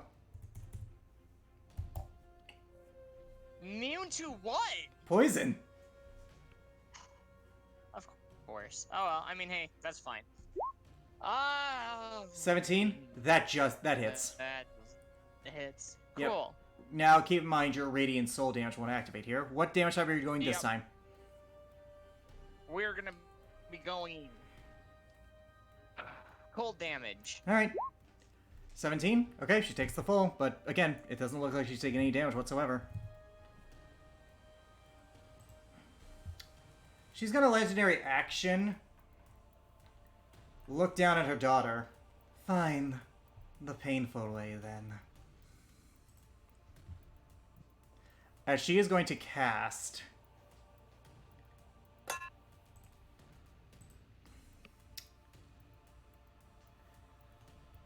Let's see. She's going to look to Valentine, Bridget, and Vendorosis as she's going to cast Chain Lightning again. At 7th level. Actually, no. No. She's not going to do that. She's going to cast Power Word Pain on her daughter. Yeah, of course that did. Well, I can't do that. I can't counterspell. Kevin's going to counterspell that at 7th level. Alright. You succeed. Passed. It's now Rosalind's turn. Rosalind's going to get up, move to Valentine, kick her up, and she's going to say, I'm going to get her out of here. Yeah, probably for the best. Do that. Kate Roar's got a legendary action again. No. None of you are escaping. She's then going to cast Chain Lightning at 8th level on Kevin, Valentine, and Rosalind. She's just Dexterity saving throw. spell slot. She's a wizard. God, at least I Valentine. know. I'm She's hoping such a Rosalind girl. and Valentine survive this. Well, Rosalind has a better chance, like that. Valentine fails. Rosalind I got succeeds, and 8. she has evasion, so she's fine. You fail, Kevin, but you only fail by 4, so you can use your favored by the gods. Favored by the gods. Alright, roll 2d4. You need to get a 4. Alright. I wish I could have given this to Valentine instead of Kevin, but oh well. It's a 2d4. self ability, unfortunately. Oh. Oh, you fail. I'm sorry. Double nat I'm gonna need to get a ones. dice roller for this. Kevin, Ouchie. you and Valentine both take 63 points of lightning damage. Mm. Valentine is down. Okay, at least she's not straight up dead. No, she's not, but, you know. You don't want to, you know. It's now Van Rosas' turn.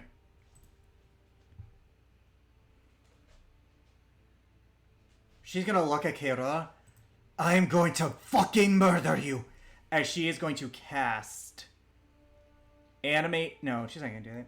She's gonna cast Disintegrate on K-Rora, who's gonna counterspell it.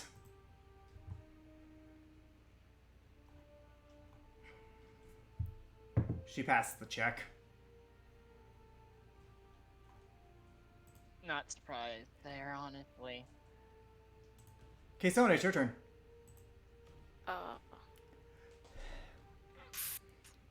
I know attacks deal real damage to her. They're doing damage, just that she herself is not taking it due to that necklace. Yeah, which means they're not doing damage.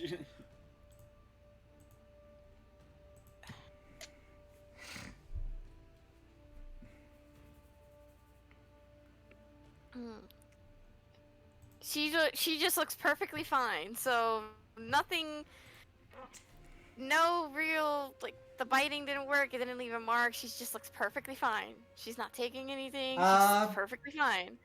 With your passive, with the damage she just took, one of the rightmost necklace gem is cracked. It appears it's taking the damage for her, like I said.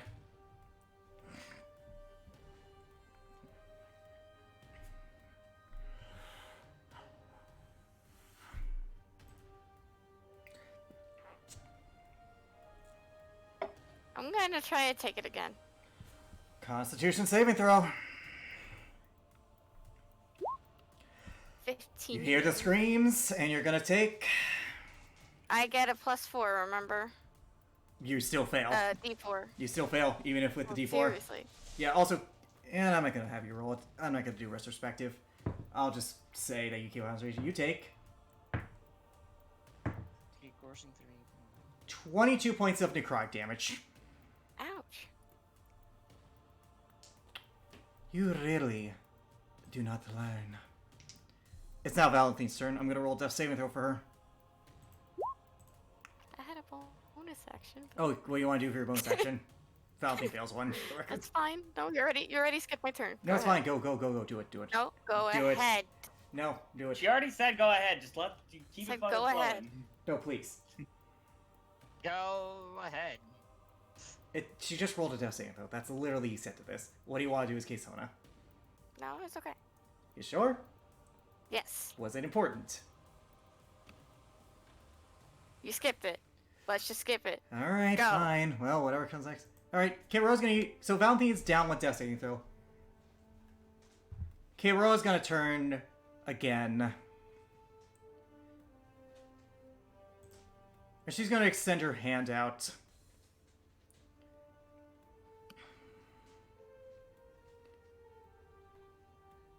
She's gonna cast Magic Missile on her daughter. Oh, No, shit. you Oh, mother. that's gonna kill her. That's gonna kill her. That is gonna kill her. You watch as the first bullet goes in. The second one goes in. It doesn't pierce her skin. Actually, Then that's a question. Does Tenrosa have a counterspell? she does. Would she use it? She will. She's gonna counterspell. Thank you for reminding me. I'm keeping track of a lot. That's her last legendary action of the round.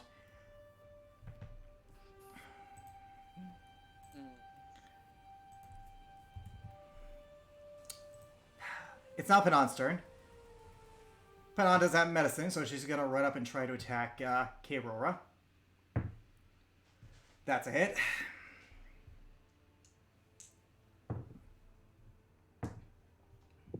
$11, 13, 17 points of damage to K-Rora. She's gonna attack again. Or rather, to the K-Rora's necklace. She's unaware.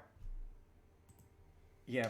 I know, but still. Yeah, I Don't can't- say it's the K-Rora. I know, but from her You're willing perspective, to attain Rora. that barely misses her by one. Third attack.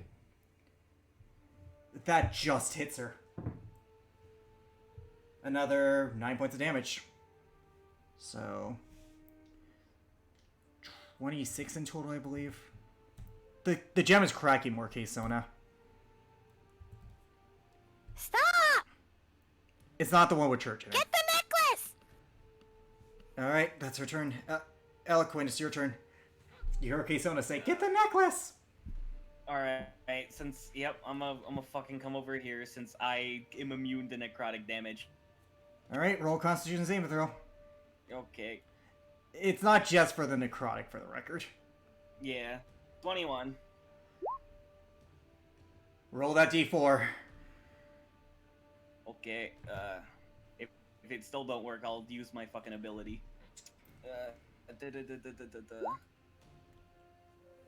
You grab it. You pass it. You need a 1. Let me just put it like that. You need a 1. Okay. You grab it, and you yank it. Does it come off? It does. Alright. That took your action. Yep. Fuck, I don't have anything I can put it in. You could toss it to me. Yeah, I give it to Kisona. She had portable hole. Yeah. You'll have to do that on your turn, though.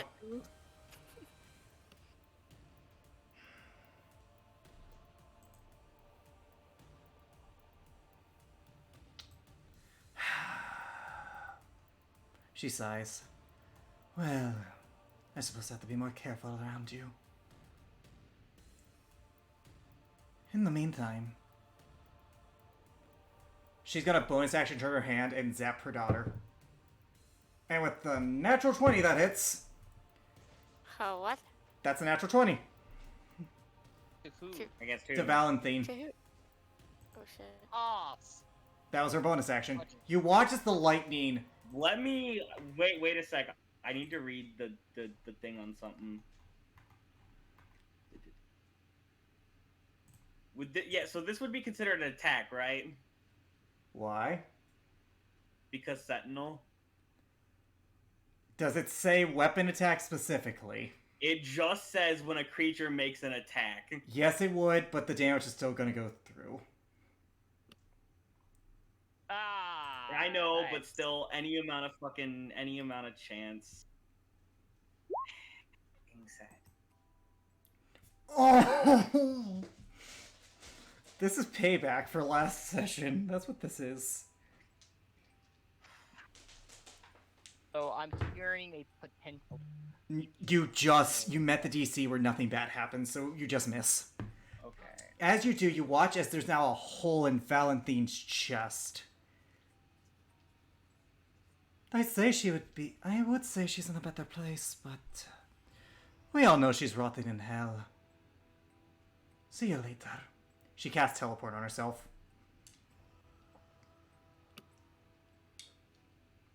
She's gone. And we all Well- can't do shit. Okay, so is there like an... Fuck. The body's still intact. If you have a spell slot left, you can cast Then the I'm spell. gonna use the resurrection. I'm using the resurrection All right. on my scythe.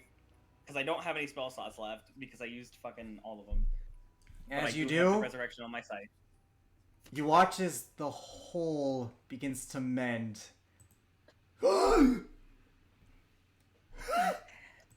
You don't get to leave now. Fuck. Valentine is alive, Kevin. We're gonna have to be more careful, though. I don't have another freebie. She pats her chest like... just like seeing into her eyes. I'm gonna roll a wisdom saving throw for her real quick. This is not for what you think it is. As she's like checking, you watch as tears are just flowing out of this poor girl's face.